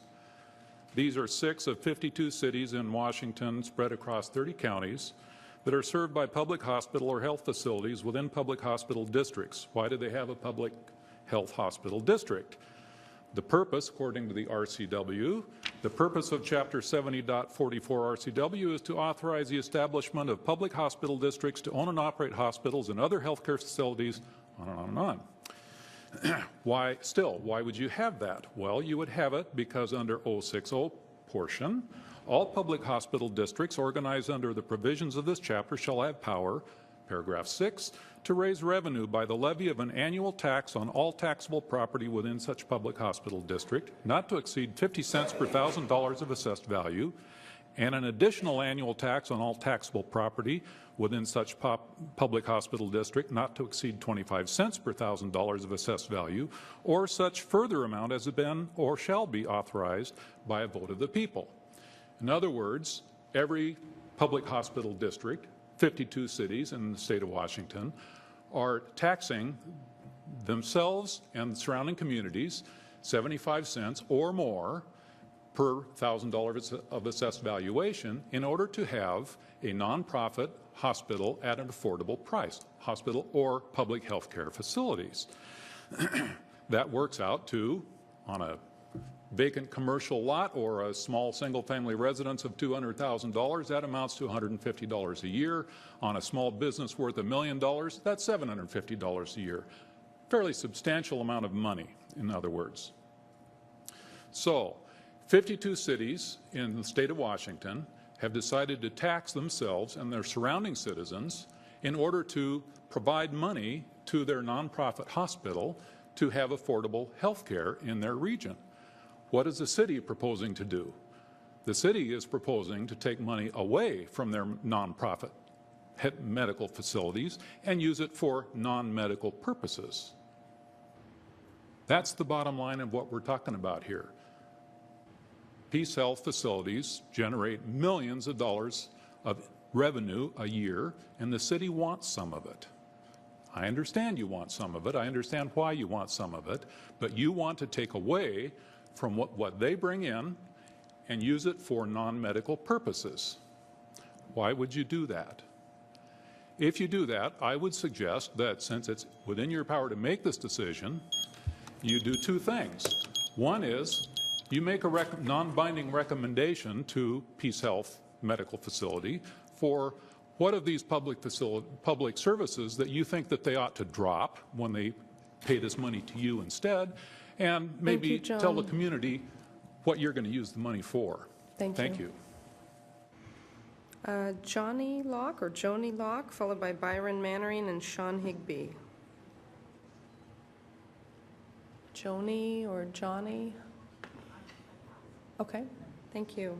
Byron Mannering, Sean Higby, and Jim Stewart are up next. Thank you, Madam Chair and Council. My name is Byron Mannering, and I've been Executive Director at Bridget Collins Family Support Center for the past 20 years. And Bridget Collins and Peace Health are community partners working on behalf of the City of Bellingham and the citizens of Bellingham.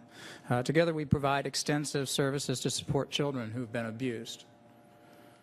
The Bellingham Police Department relies on the Children's Advocacy Center where these children are served at Bridget Collins to conduct forensic interviews and medical exams. These children find a safe and friendly place to have those exams done. Bridget Collins provides that service to the City of Bellingham and the Police Department free of charge. However, the service does cost money, and Peace Health is the largest community supporter of that particular service. Specifically, Peace Health Community Health Grant promotes collaboration, social justice, and healing for victims of child abuse by funding medical services offered at our nationally accredited Children's Advocacy Center, a multidisciplinary service center for children and their non-offending family members. Over the past 10 years, Peace Health has supported the Children's Advocacy Center with $518,000. This core community service would not be possible without their support. In contrast, the City of Bellingham has contributed about $84,000 in the last 10 years to support children who have been abused.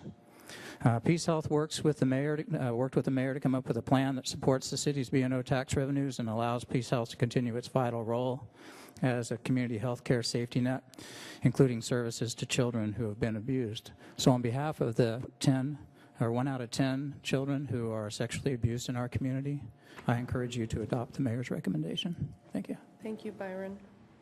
Sean Higby, followed by Jim Stewart and Bonnie Brightman. We are in the home stretch on our last 7.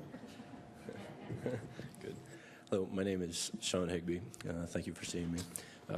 Not sure what I was going to say when I got up here, and don't know that I can put it any more eloquently than the other folks who have been up here speaking before me.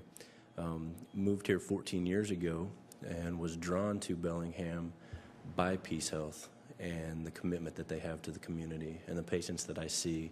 And like Scarlett, who spoke earlier, I also am a bedside caregiver. I see folks, I work with them. I'm an occupational therapist. I try to get them home at the highest level of independence possible and teach family as well to help care for these individuals. Peace Health and St. Joseph are so focused on the community, it's unimaginable to think that there would be programs that would be cut or slashed, that there would be individuals that I see on a daily basis who need services, who need assistance, who need this teaching, that would go unseen, untaught. They would go home, they would come back into the hospital, they would have to go elsewhere for services. We see folks from Canada who come down here because we're a center of excellence. They can't get services there. We provide services. To do a $1 million tax and have programs cut and families affected by this. I have a 2-year-old daughter. I have a 4-year-old daughter. So I understand services that are provided to these individuals. I see families who come in to our children's neurodevelopmental program who don't have funding and who are on waiting lists for months so that their child can be seen to receive therapy services, so that they can function in school, so that they can walk, talk, feed themselves.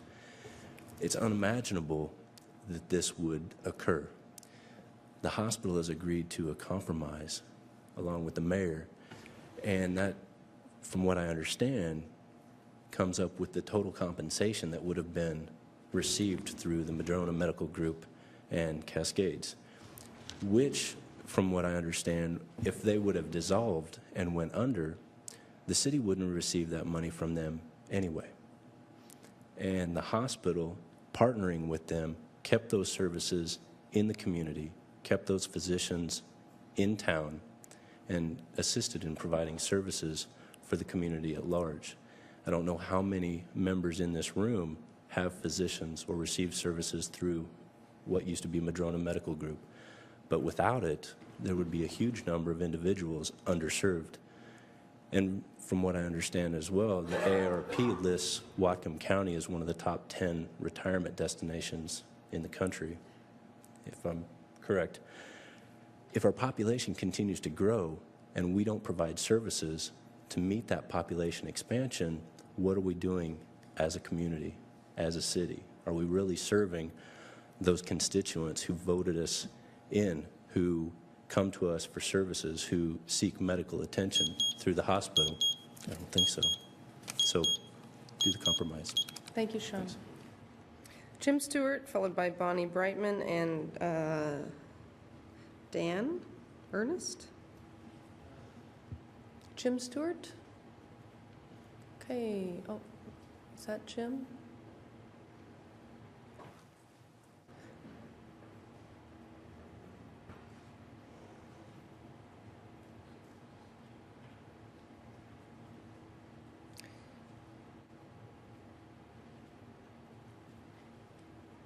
Are you Jim? Okay. So Bonnie Brightman? Looks like this might be a little faster than we thought. Okay, and we're on to Don Ernest.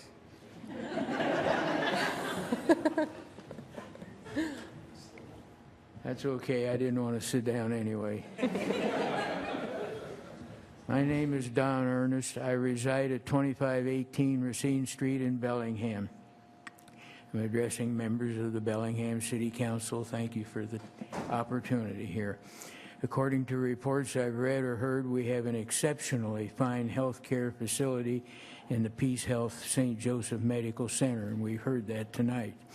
I believe I once heard that the hospital has been rated among the top 100 hospitals in the country. A medical facility like this is a valuable asset to the community and will benefit all of us. I myself had surgery there nearly a decade ago, and the care was excellent. Current health care laws and regulations are placing a strain on this and other health care institutions all across America, and the prospect is that it will continue to get worse. Why should we further jeopardize the function of this hospital by adding a tax burden of over $1 million? This will likely result in employee layoffs and reduced service. Moreover, taxes tend to increase once they are imposed, and there is the added cost of administrating tax payments and paperwork. I ask that the city examine other means of raising revenue. Please avoid undermining the work of Peace Health St. Joseph Medical Center here in the community. Thank you for your attention. And I kept it under 3 minutes. Yes, you did. Thank you, Don. Next up, Father Scott Connolly, is that right? And Dave Nichols, followed by Chris Phillips. And that's the end of our list, so if anyone else wants to jump on, please get up and line up by the microphone.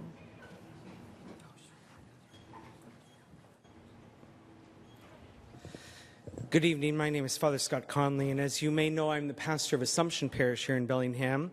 I'm also on the governing board for Peace Health St. Joe's Medical Center. I actually have been on for 13 years, 6 years down at St. John's in Longview, and 7 here in Bellingham. To Mrs. Jacobson's point earlier, I haven't received a penny for any of the work that I've done on the board. Neither has any of our board members. And I just wanted to clarify that we have many people in our community who have served so faithfully as board members, who are business people in the community who have offered their services to our hospital, and we're grateful for their volunteering and the work that they've done. While I serve in my own Catholic faith, it is not my place here to speak on behalf of a religious exemption to the business and occupation tax. Not at all. Though Peace Health St. Joe Medical Center was founded by the Sisters of St. Joseph of Peace, I think we all recognize that a religious exemption to the city's B&O tax is no longer relevant these days. But what is relevant is the work that St. Joe's does in our community as a not-for-profit health care provider. That merits an appropriate tax rate. That's why I support the compromise solution. I know that my work on the board, that children are safer, more people have health insurance, and those with lower incomes have access to quality medical and dental care because of the work that we do with St. Joe's community partners. More than $1 million in new taxes means we simply cannot afford to do all that we've done on behalf of those who are most vulnerable and in need of health care. And if St. Joe's can't provide that care, who can? I urge you to honor and acknowledge the charity care that St. Joe's provides and the vital health care partnerships that support by accepting a compromise that increases the city's tax revenue without handicapping the hospital's ability to provide care for those who cannot afford it. Please remember those who need this vital service as you consider your actions and its consequences. And I thank you for your thoughtful consideration. Thank you, Father. Dave Nichols, followed by Chris Phillips.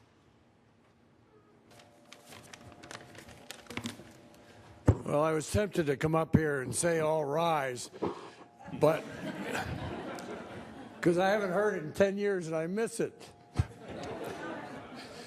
My name is Dave Nichols, and I'm a retired Whatcom County Superior Court judge and a former St. Joseph Hospital board member. Sister Catherine was my first administrator, and Nancy Steiger my most recent.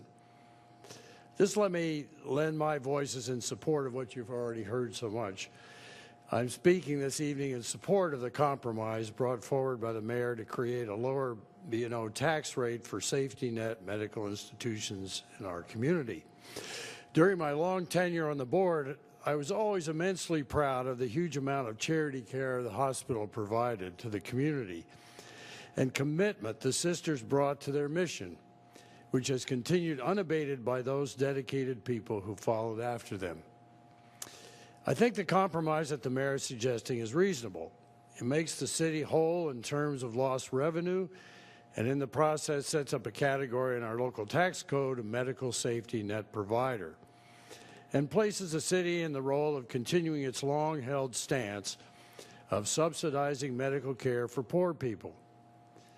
I can't imagine anyone wanting to jeopardize or limit the role the hospital plays in the health of Bellingham and Whatcom County, a role which no other entity can really fulfill. I respectfully suggest that you compromise for the good of our community. Thank you. Thank you, Your Honor. Chris Phillips. What did you say?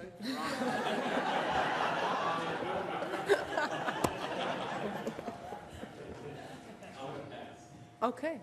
Anyone else want to speak? Yes, please come up and introduce yourself. Hi, my name is Crystal Wright. I wasn't planning to speak tonight, so I just hope you hear this message from my heart. I've lived in Whatcom County nearly my entire life and worked here for my entire career. Over a decade ago, I started work in healthcare as a certified nursing assistant for a small Bellingham home nursing company. Following that, I worked at a private practice. And in both of those jobs, although I was working to provide health care for this community, my employers did not provide health insurance.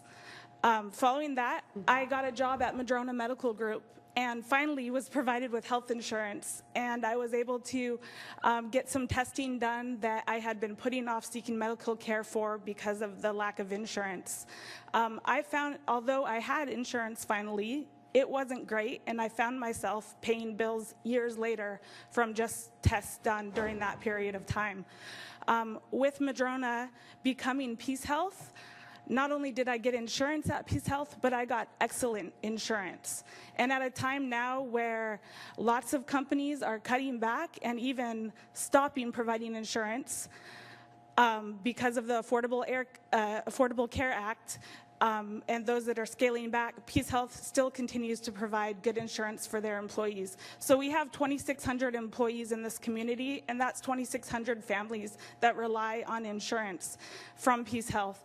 And I want to say that although providing insurance is something that we take for granted, it isn't something that we should take for granted. And the fact that Peace Health is providing insurance that isn't just very basic, they're providing great insurance, and I think that that is a wonderful testament to the way that they run and how they treat their employees. Now, why am I talking about insurance? It's because at 26 years old, I was diagnosed with cancer. That was a sudden thing for me, was not expected, and I found myself suddenly seeking medical care that from the same people that I had been working with. And excuse me. So sorry, get my train of thought here. So I found myself needing care, and because I had a great employer like Peace Health, I was able to have insurance that actually paid for stuff, and I wasn't overwhelmed with the cost. And that cost isn't just for treatment initially and getting you to a point where you can say you're cancer-free. That's for years down the road of continuous scanning and monitoring and continual medical expenses that is gonna keep going on. So I just want to say that I'm really thankful for that. The other point I wanted to drive home was that if you guys ever found yourself in a place where you had to hear those awful words, you have cancer or some other horrible disease diagnosis, I would hope that you would be able to seek care at a place like Peace Health that not only provides great equipment and state-of-the-art experience for their patients, but attracts great doctors like Jenny Cruz, who spoke earlier, who we recruited from Duke, and others. And I would hope you would have that experience as well. Thank you.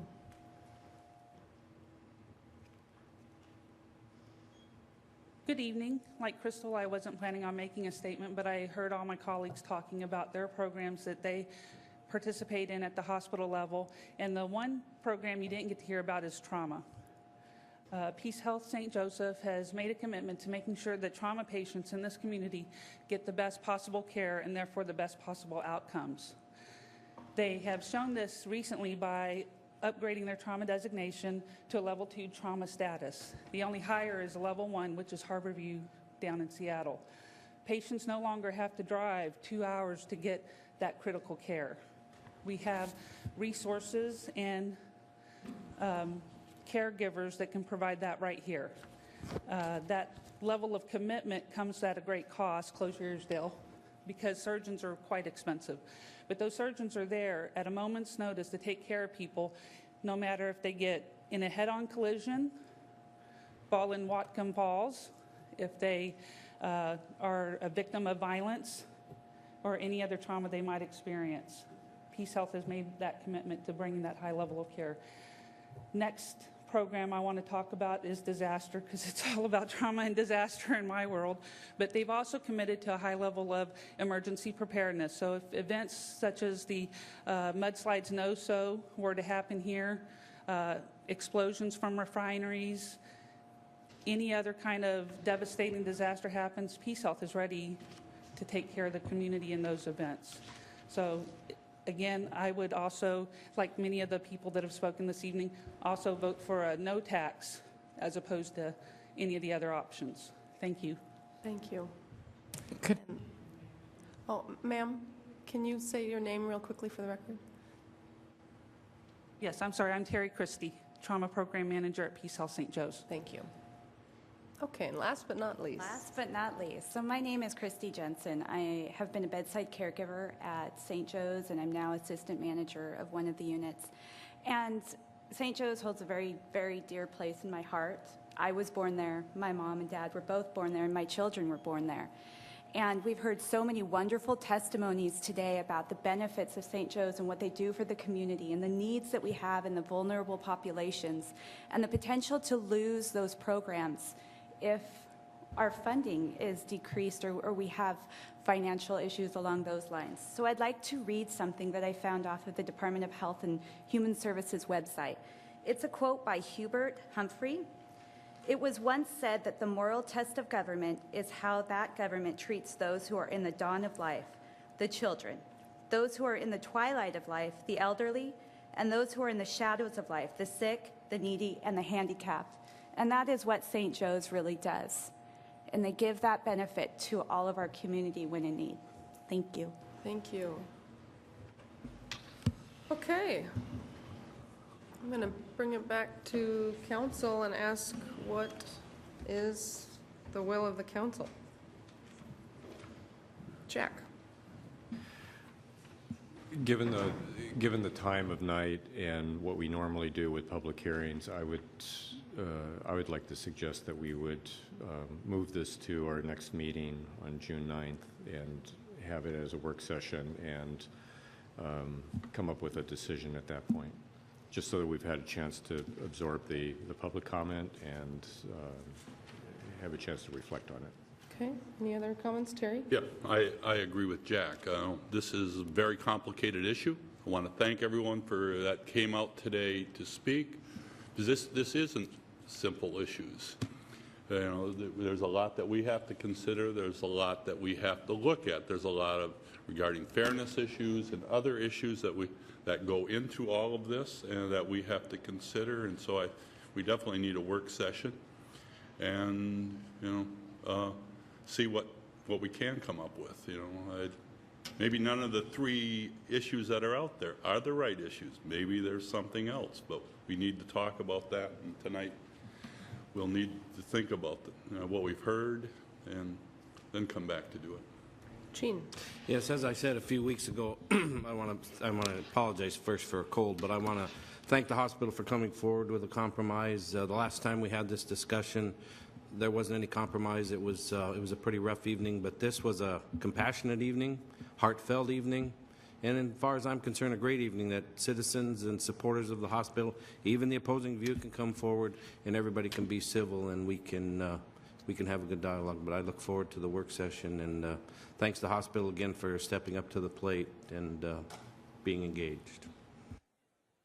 Okay, so it looks like we're going to send this to a work session with Committee of the Whole on June 9th, which is our next meeting. Do we need a vote to do that? Probably, and no, is what I'm hearing. Well, I'll move that. Okay. I'll second it. Okay, we have a motion and a second to pick up this issue at a work session on June 9th. Any other discussion? Okay, all those in favor, please say aye. Aye. All those opposed? Motion passes 7-0. Thank you all very much. We're going to move on to our regular business, but I'll give us a minute to let folks clear out.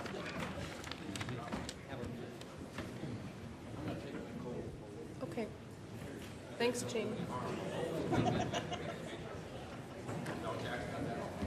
We're going to go cray. Apparently I am. What? It's late.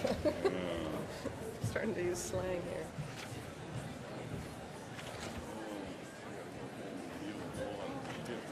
Yeah. Okay, well, hopefully we can move through this pretty quickly.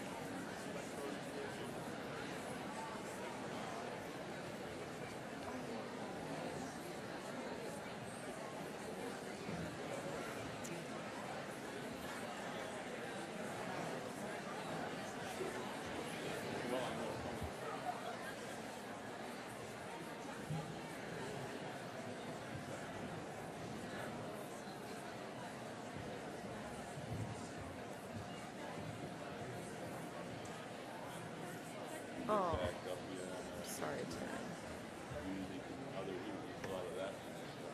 Okay, we should probably, just so we can try and get out of here as quickly as possible. Okay, we're going to reconvene here with committee report outs from this afternoon, starting with planning. Jack Weiss, Chair. Take it away. Thank you, Kathy. This afternoon, or this morning, we had one item, and it was the continued work session on a proposed rental safety program for Bellingham.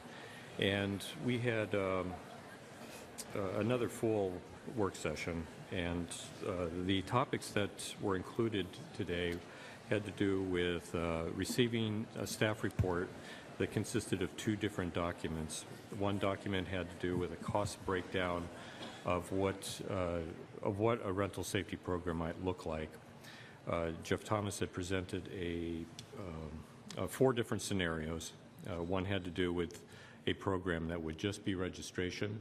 Another one had to do with the proposed draft ordinance from the mayor of having 0.5% of all the rental units be inspected per year. In other words, about 65 per year. We had asked at our previous meeting that two other options be considered. One had to do with a high option of 1,200 audit inspections per year, and then a kind of a middle-of-the-road scenario, which Jeff had put together an estimate at 600 audit inspections per year. So we received that information. We talked about it for quite a bit, about the mechanics of how those numbers were derived and what kind of staffing implications there would be associated with that.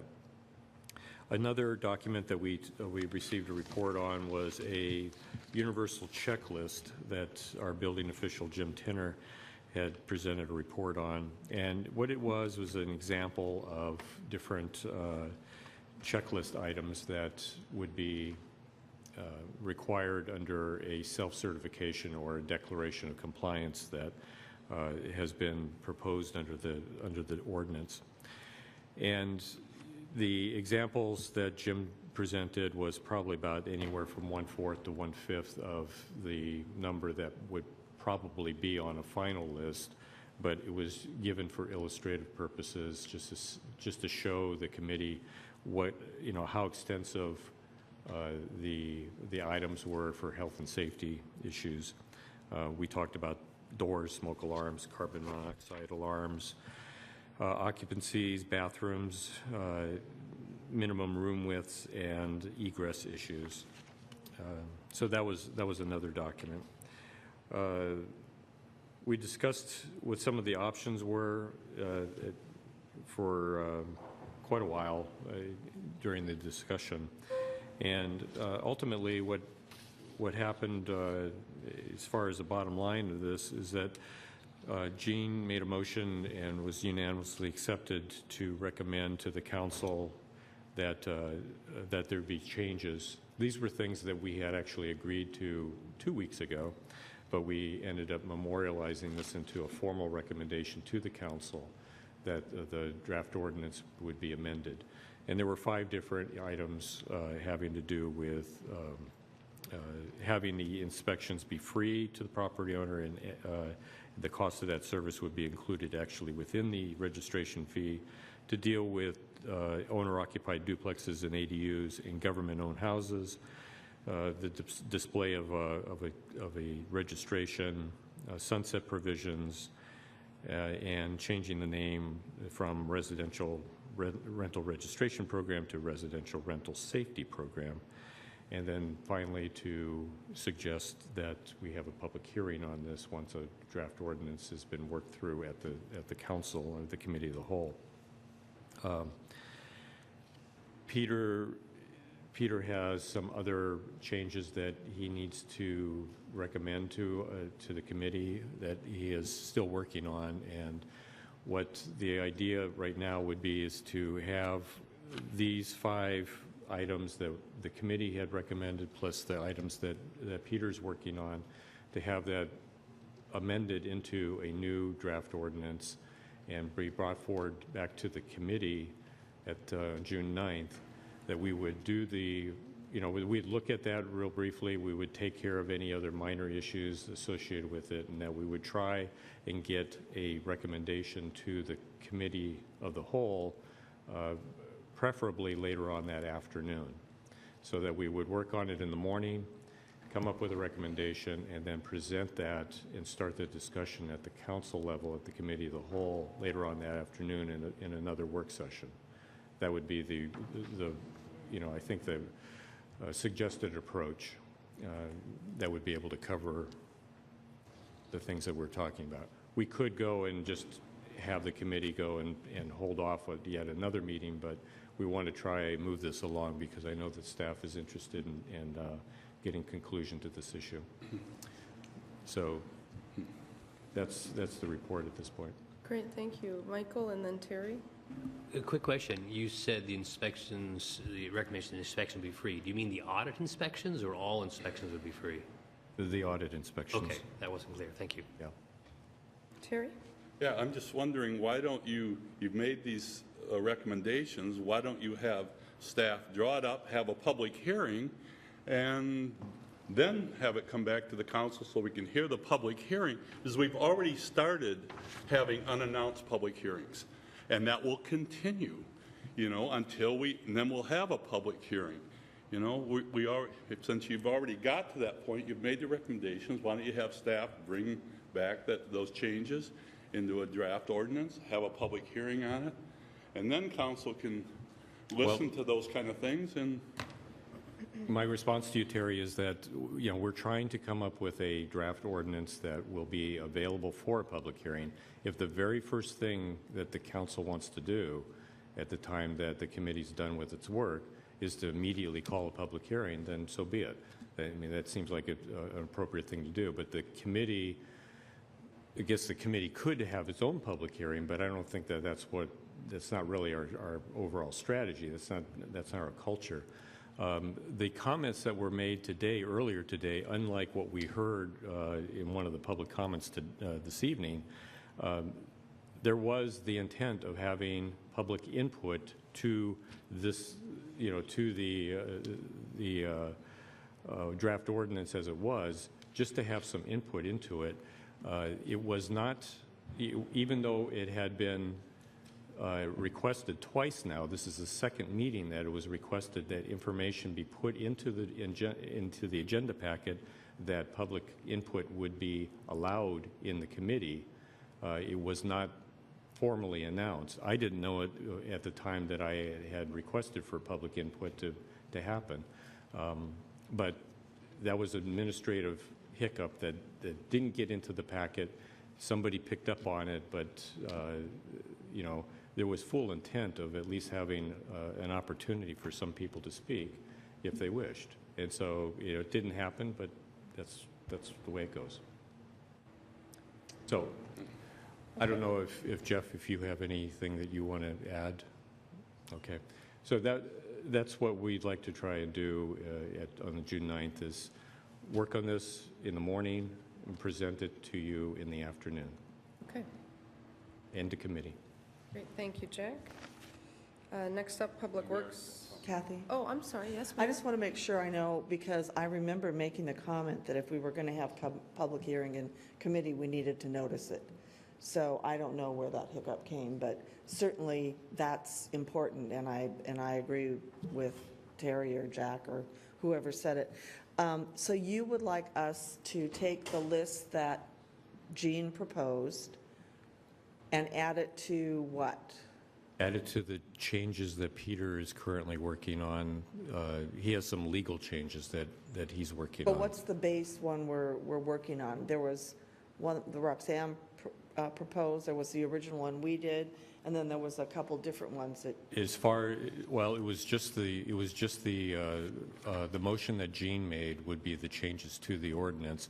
The overall issues associated with audit inspections, I think all of that would stay the same until the full council, the committee of the whole, had the opportunity to look further at at the sheet that Jeff had presented today about, cost options and the number of inspections that would be preferred. Okay, Right so- now, it still would be the 1/2%, but it could change depending on up or down, depending on what the council wants to do. But at least for that draft ordinance, it would stay the same. Okay. Okay. End of committee. End of committee. Okay, next up, Public Works, Public Safety with Terry Borneman, Chair. Thank you, Kathy. We had 2 items before us today. The first was a bid award for the 25th Street Bike and Pedestrian Improvement. The 25th Street Bike and Pedestrian Improvement Project is defined as a Tiered 1 Transportation Benefit District project in the city's pedestrian and bicycle master plan. The improvement consists of construction of underground stormwater utilities, street and pedestrian lighting, a shared use path, bike lanes, sidewalks, ADA facilities, roadway paving, channelization and signage, landscaping, and installation of a stormwater management facility along 25th Street between Bill McDonald Parkway and Douglas Avenue.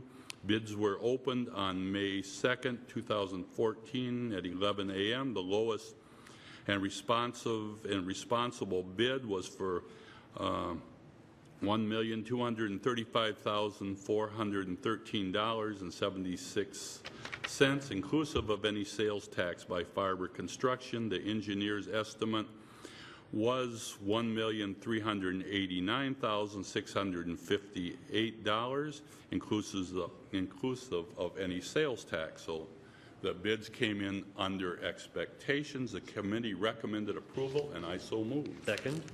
Okay, we have a motion and a second. Any discussion? Seeing none, all those in favor, please say aye. Aye. Those opposed? Motion passes 6-0 with 1 absence. Okay, the second item was a proposed ordinance amending Bellingham Municipal Code 15.12 to adopt requirements for mandatory sewer service connections. The proposed ordinance amends Bellingham Municipal Code 15.12 to require property owners to convert from on-site septic to city sewer if and when a public sewer main is available to service the property. Failure to connect will result in a monetary penalty equal to the monthly service to sewer service charge that would apply if the property were connected to city sewer. The mandatory connection and penalty provisions contained in the proposed ordinance are mandated by state law governing municipal sewer utilities. The fiscal impact, while not intended to generate revenue, the proposed code change is expected to generate approximately $21,042 from penalties. The committee recommended approval, and I so move. Second. Okay, we have a motion and a second. Any discussion? Seeing none, all those in favor, please say aye. Aye. All those opposed? Motion passes 6-0 with Gene Knutson absent. So that ends our committee report. Thank you, Terry. Next up is Finance and Personnel with Michael Lillquist, Chair. Thank you, Kathy. Finance Personnel Committee had 3 items this afternoon. The first one was a budget amendment, an ordinance to amend the information technology budget by reclassifying 1 position. It was a brief discussion. This really is just a reorganization of the senior personnel within the IT department with no budgetary impact. This afternoon, the committee unanimously recommended that we pass this ordinance, and I so move. Second. Okay, we have a motion and a second. Any discussion? Roxanne seconded.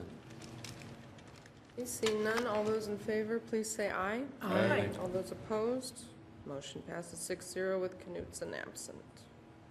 The second item was our quarterly financial report from our finance director. The city financial guidelines require the finance director to make quarterly financial reports to the council. This report is to provide an overview of the financial activity of the first quarter. As usual, it's really a useful presentation.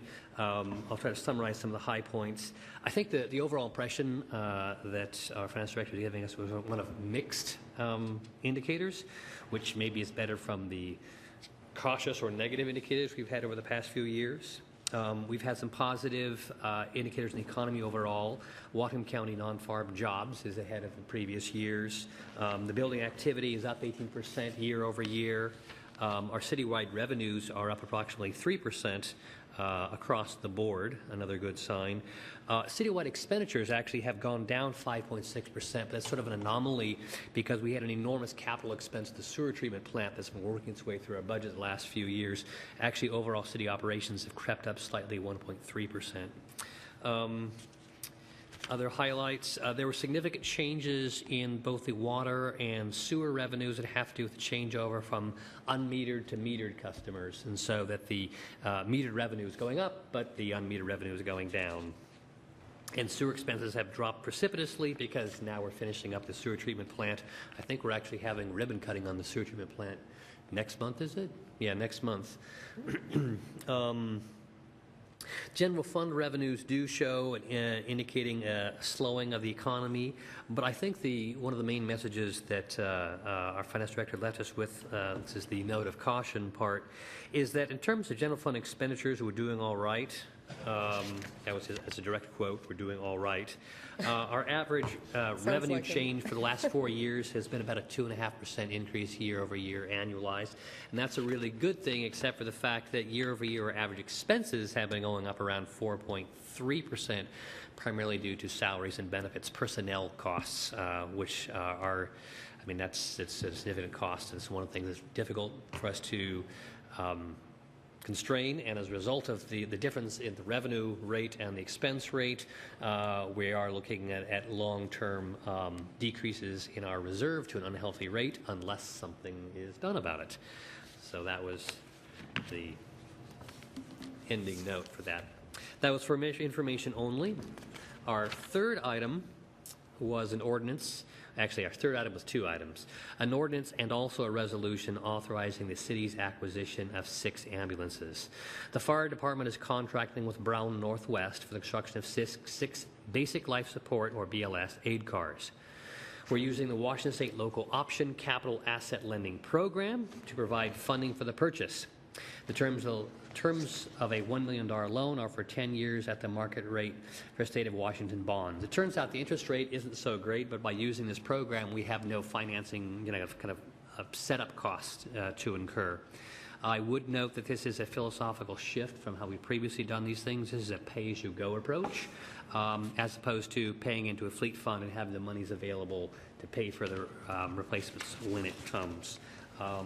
This afternoon, the committee unanimously recommended both adopting the ordinance and passing the resolution. The ordinance is required to obtain the loan. And let me do that one first. I move that we adopt the ordinance, which is an ordinance of the City of Bellingham authorizing the acquisition of 6 ambulances and the execution of a finance contract. Second. Okay, we have a motion and a second. Any discussion? Jack? For as much as I want to vote for this, I'm actually going to vote against this one. I don't support the financing mechanism of this particular purchase. I think we really do need to have a replacement fund built into the purchase of these units, and I think that the way that it's structured right now, we're constantly getting into the situation where we're always going to have to borrow money in order to purchase these units. And I really feel like we should have the reserve like we do with the rest of our fleet. It's just, to me, I think it's just prudent financially. Okay, any further discussion? Michael? I appreciate what you're saying, but I guess I'm okay with this one going by. If it was a general trend, I would certainly object to it, given the fact that a fire truck, I think, is what now, $600,000, $700,000 each. There's no way on earth you could do that as a pay-and-you-go, and really do need to plan ahead. These are relatively small parts of our emergency fleet, as a one-off, it doesn't bother me. If we do this again, that's a red flag. Any other discussion? Okay, we have a motion and a second. All those in favor, please say aye. Aye. All those opposed? No. Okay, motion passes 5-1 with Weiss in opposition and Jean Knutson absent. So that was the ordinance. The other part was a resolution in support of the City of Bellingham's application to buy the 6 ambulances. Basically, this resolution needs to be passed in order to process the application for the loan. This afternoon's unanimous recommendation for approval. So I would move that we pass this resolution. Second. Okay, we have a motion and a second. Any discussion? Seeing none, all those in favor, please say aye. Aye. All those opposed? Motion passes 6-0 with 1 absent. End of committee report. Thank you very much. Committee of the Whole, we had a couple of items this afternoon. The first was a joint resolution of the Bellingham City Council and Whatcom County Council recognizing the 40th year anniversary of Whatcom Medic 1, and I am going to read this resolution because it is short and it is important. A joint resolution of Bellingham City Council and Whatcom County Council recognizing Whatcom Medic 1 for 40 years of providing advanced life support service throughout the city of Bellingham and Whatcom County. Whereas Whatcom Medic 1 was formed by the Bellingham Fire Department in July 1974 and began delivering county-wide advanced life support paramedic services in the city of Bellingham and throughout Whatcom County.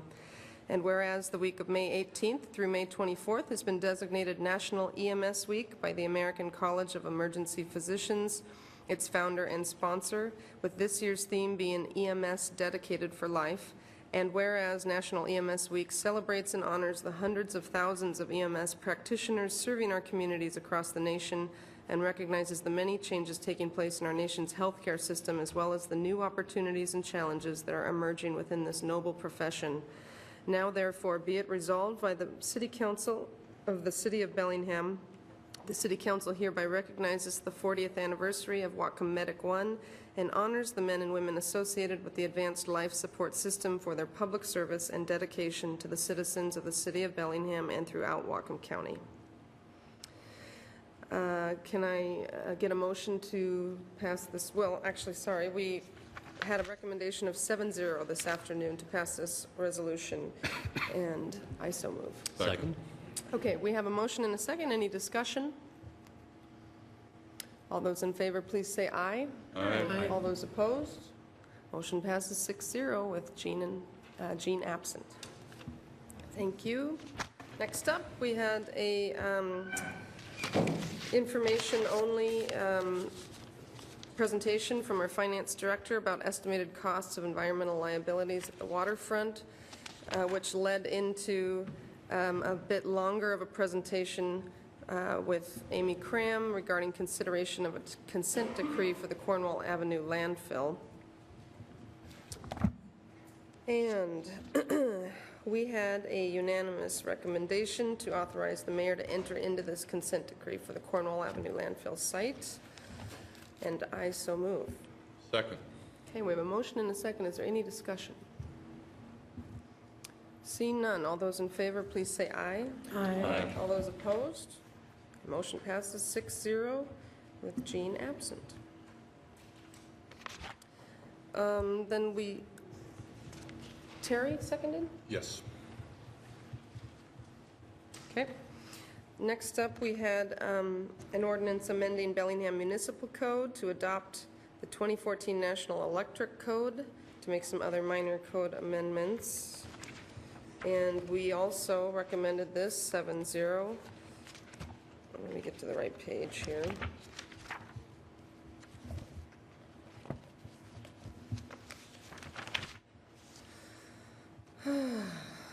An ordinance amending Bellingham Municipal Code 17.10 to adopt by reference the 2014 National Electric Code and to make other minor code amendments.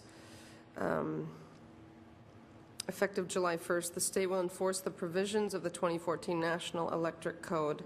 To remain in compliance with such, the city must pass an ordinance amending our municipal code to adopt by reference the 2014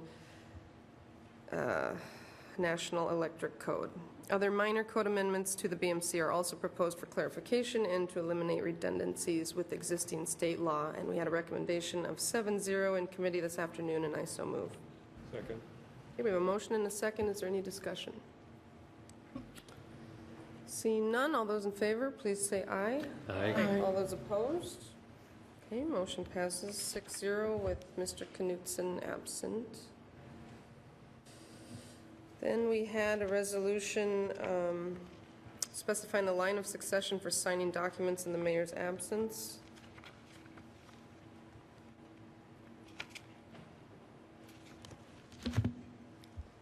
Wow, there's really no summary statement.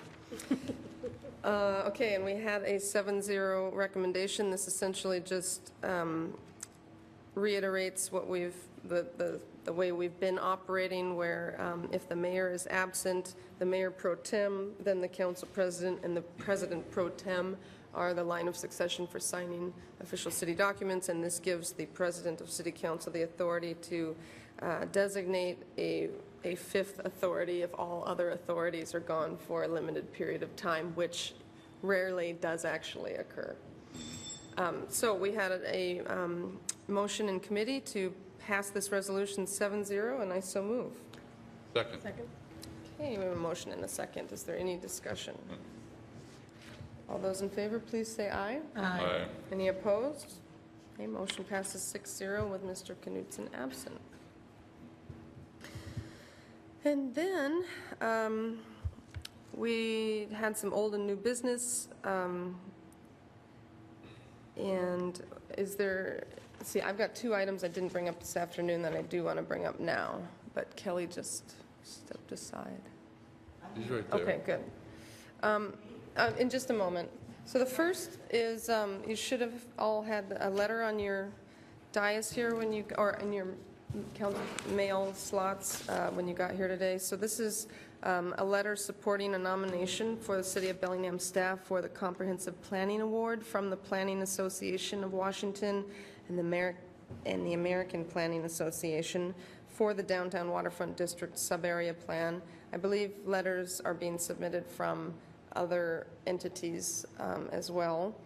And so we were asked to submit a supporting letter. I'm just going to read a snippet here. This is not a letter about the merits of anything. It's a letter acknowledging the hard work of staff on such a complex issue and such a complex planning project. As with any plan this size, there were differences among various participants regarding historic preservation, density, building height, and the size, location, and configuration of green spaces. City staff held dozens of meetings with citizens, businesses, landowners, and other stakeholders to balance or reconcile sometimes conflicting concerns and priorities. The presence of numerous toxic cleanup sites required simultaneous coordination with other liable partners and state agencies. Adding to these complexities, the plan needed to be redone midway through the process in response to the recession. City staff worked with the port on a reconfiguration that focused on retaining and attracting industrial jobs on much of the site while maintaining significant acreage for commercial and residential development. The legislative process itself was quite complex and required the simultaneous consideration of 6 separate documents by the City Council, including the sub-area plan, development regulations, design standards, a planned action ordinance, and agreements with the Port of Bellingham regarding development phasing and design of facilities. So I would like the authority to sign this letter on behalf of City Council. I so move. Okay, we have a motion. Is there a second? A second.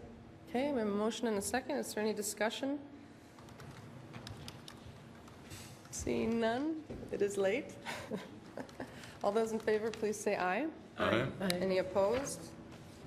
Okay, I will sign this letter with my 6-0 and Jean Knutson absent authority given from council. Thank you. My other item was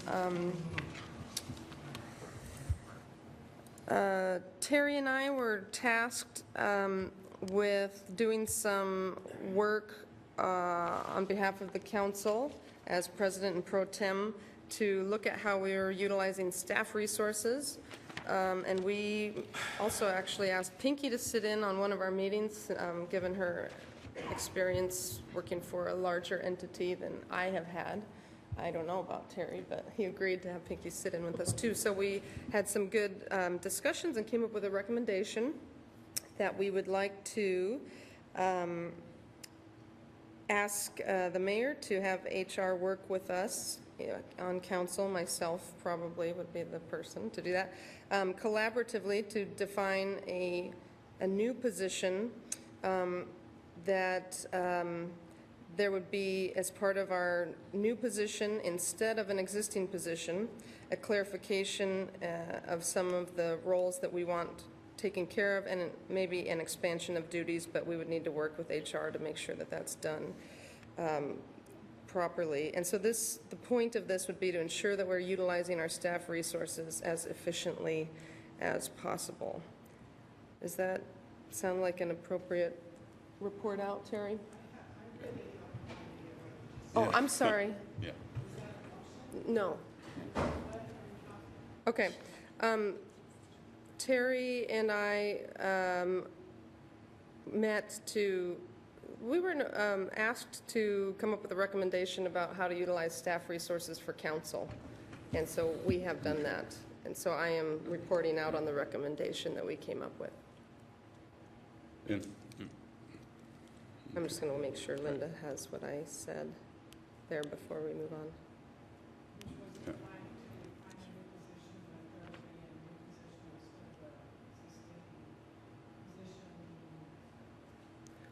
I'll re-clarify it. I'm going to call on Terry and then Michael, and then I'll restate that. Yeah, I was just going to add, I think when we had met, what we had looked at was our analyst position, and we were looking at adding duties, some that are already there but not defined, and adding different duties. And I believe we were looking at the creation of a senior, with the new duties, changing it to a senior analyst position, and working with the mayor to create this new senior analyst position with enhanced duties from the current analyst position.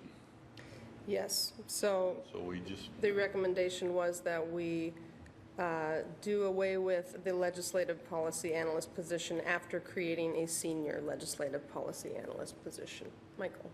What you just said. Okay. My apologies, Linda. It's late. Yeah. So that was our work group reporting out.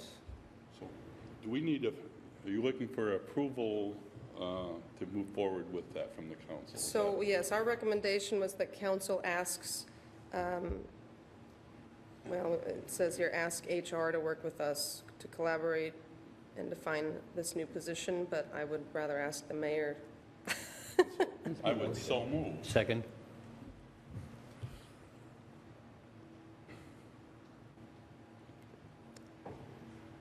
Do we need some more clarification on that, Linda?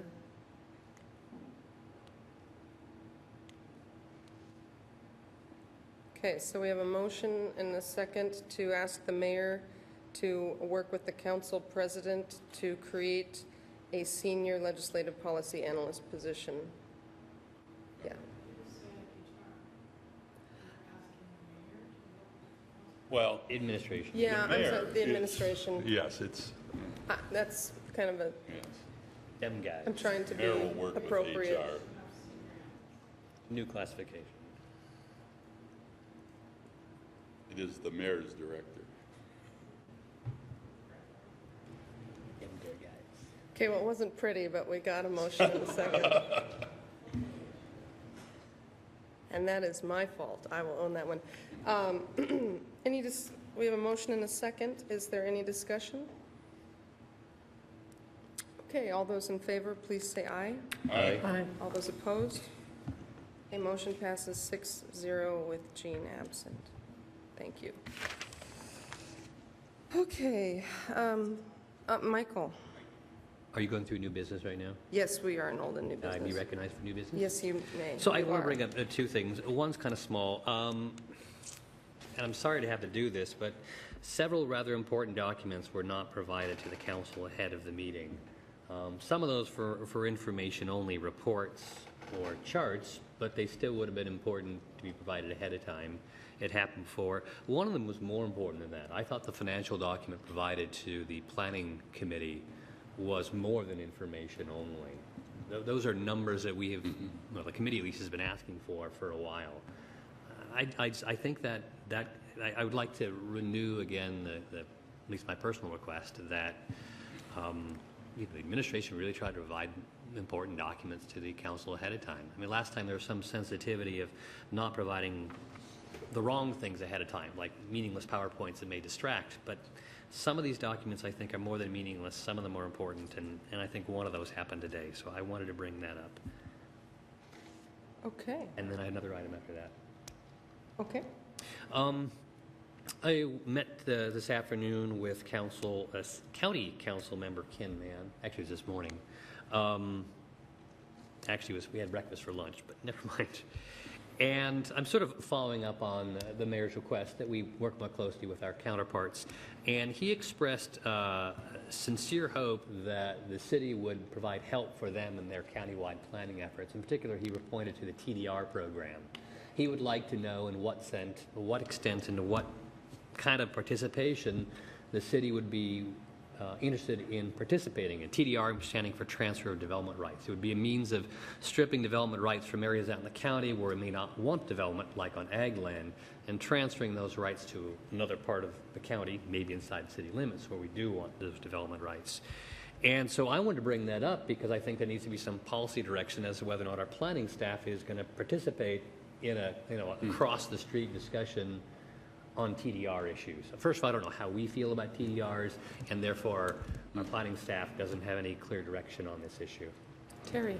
I thought that did come up a little while ago about TDRs, and that we'd signed some agreement about as we bring in new urban growth areas that we would consider TDRs in those areas. Am I mistaken in that? I remember that too, but... Yeah, and so I think we've already started that process. So that is true, Terry, what you just said, yes. So we do, new areas that are being annexed into the city are designated as receiving zones for TDRs from the watershed. So if Councilmember Mann is interested in having a broader discussion, we do have provisions, I believe, in the interlocal agreement between the county and the city for planning. We can certainly have that discussion, figure out what the request is, and figure out, A, whether we have it now or not, and B, if not, what our options are. So. What I guess I'm hearing is that the City Council in this previous action Terry's referring to has expressed sincere interest in exploring these ideas, and I'm hearing from the County Council they have sincere interest in exploring these ideas. But what I'm sensing is at the staff-to-staff level that conversation is not occurring. So what is it that we need to do up here to make sure that it occurs at a staff level? Because I can't keep having one-on-one interactions with every council member and, try to, negotiate policy that way. That wouldn't work. I think the best way to do that is to direct the administration to come up with whatever it is, whatever goal you have, whatever it is you want us to do, more specifically. So tell us and we'll do it. I think the county council passed a resolution that included TDRs as part of the population planning that we're doing. So Terry, and I don't know what else, just tell us specifically what you'd like us to do. You'd like us to work with county staff to develop the program. You want us to make recommendations in expanding the existing program that we have? No. So you guys decide what it is and then tell us what you want us to achieve, and we'll do it. So, Michael, I might suggest that your meetings are useful, and clarifying from the county, is there something they need to see from us in any policy capacity that hasn't been put forward? I thought we did pass an official statement up here, and so did they. And so I bring this up saying, what more do we need to do to make sure the conversation occurs? Mayor Linville right now is saying, well, you should put it in the form of a resolution. I thought we did put it in some official form. Well, let's find a copy of it then, because I'm Well, Terry. I think Jeff just says he knows what we're talking about. But Go ahead. Yeah, but does that include, like, is that just watershed TDRs, or is that just urban expansion? I mean, is that kind of limited? So That's what we passed. we'll go and we'll dig out the interlocal between the city and the county that the council and both the city council and the county council took action on. I believe that's. I don't mean the interlocal, I mean more recently. I'm not aware of It had anything to do with else. the population numbers. I believe we added some Oh, statement. at the Had to end do with we the add- impact That- fees and other Yes. growth management Yeah. issues that we wanted to include in the discussion with the county. And I don't know if TDRs were included in that, but I know impact fees were. We didn't specifically say the word TDR. No, we said impact And we fees said were impact. included. We didn't, what we did, the other was to do TDRs, agree to accepting the county's proposal about TDRs when we annex new area into the city. And so the most recent direction we gave wasn't Right. that clear. I would like to include that in the discussion. I could make that motion tonight or not, but I believe that in our discussions with the county, if they're very serious about a TDR program, I think we need to discuss it as well. We have said time and time again that we as a city are interested in making sure that inappropriate development does not occur out in the county, threatening our agricultural base and other things, and that can and maybe should be tied with growth in the city. So if that means TDRs, and if we need to make a motion tonight to add that to our instructions, then I'm willing to do it. But I don't know if the rest of the, what do you think, Terry? Well, I don't, bring it up when we can have a discussion, not at the end of a night at new business. Bring it up to have a discussion about it at some Okay, point about well- what we're talking about. well, it's just being brought up under old and new business. We can send Right. it somewhere if we want to. Jeff? In regards to the comp plan update, an appropriate time to have that discussion will be in June when we come back with a proposed scope and schedule for the comp plan update. And we'll set time aside so that council can include that in your discussion in Okay, June. would that be in the planning committee? That could be in the planning committee, or we could certainly bring it to committee of the whole if you like, so. Okay, we can decide when it comes up. And Anything we'll- else on We'll that? also, if it would be helpful, bring forward everything we have, whether it's an interlocal or something added more recently, to make sure everybody's on the same page with what information and what that information says, so we're clear. The interlocal is largely procedural. I think we're talking about actual direction now. Yeah, okay.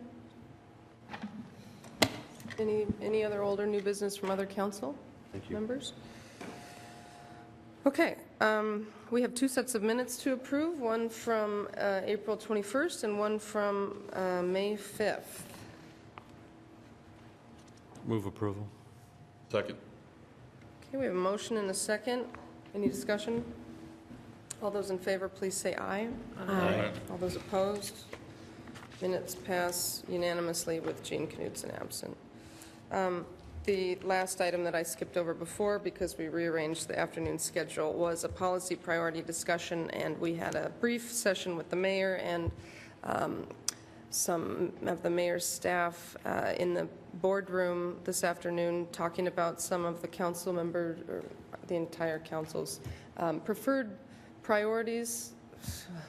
policy priorities that we would like to ensure are reflected in the mayor's budget when she brings it forward to us. So it was just a very initial discussion to kind of help the mayor have a clear picture of what our largest priorities are.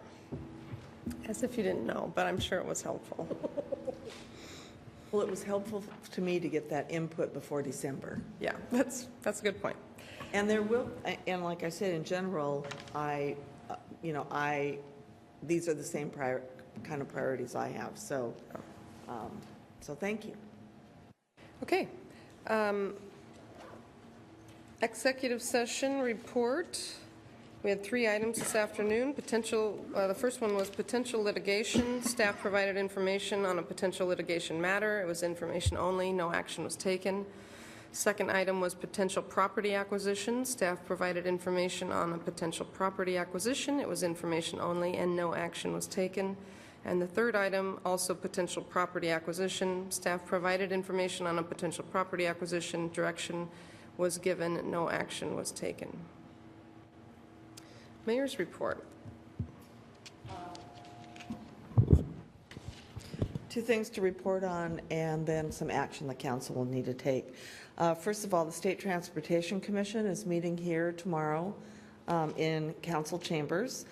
Ted will be giving our presentation to them, which will include regional transportation needs, our interjurisdictional cooperation, regional effort with the COG, County, Port, Ferndale, Lummi Nation, Nooksack Tribe, and WashDOT. And then any future improvements that we see potentially as some of the things that we were discussing today in executive session. I also wanted to address the Whatcom Falls incident. I want to be real clear that the city is offering their condolences to the parent of the young man who, I guess, child, who was killed. And the staff is taking a review of the incident so that we have it real clear exactly what happened. And I want to thank the first responders and also Public Works and Parks for their response to the incident. So I want to be able to say that. Third thing is I am reappointing two members to MNAC, Charles Law and Terry Clark, and they will serve into 2016. And finally, I need action on a reappointment of Tim Crandall to the Transportation Commission. Move approval. Second. Okay, we have a motion and a second. Is there any discussion? Seeing none, all those in favor, please say aye. Aye. All those opposed? Motion passes 6-0 with one absence. Thank you. Thank you. Okay, consent agenda. Move approval. Second. We have a motion and a second. All in favor, please say aye. Aye. All those opposed? Consent agenda passes 6-0 with one absence. Final consideration of ordinances.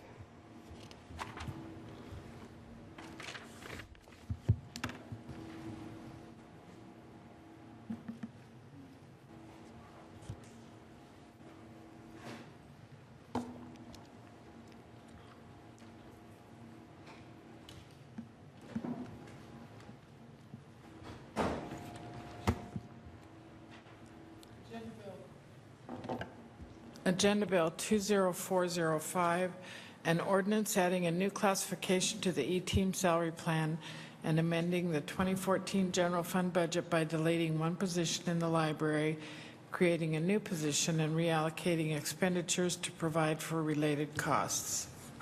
Move third and final. Second. Okay, Kathy Lehman, Aye. Michael Lillquist, Aye. Jack Weiss, Aye. Pinky Vargas, Aye. Terry Borneman, Aye. Roxanne Murphy. Aye. Ordinance passes 6-0.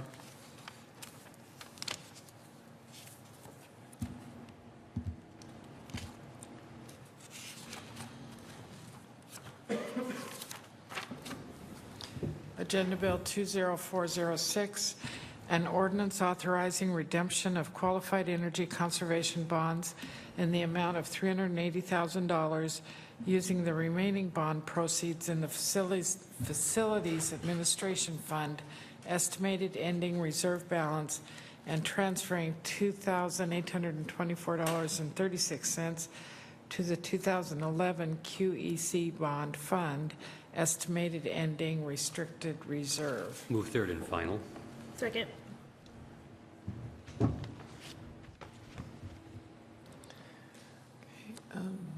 Michael Lillquist. Aye. Jack Weiss. Aye. Pinky Vargas. Aye. Terry Borneman. Aye. Roxanne Murphy. Aye. Kathy Lehman. Aye.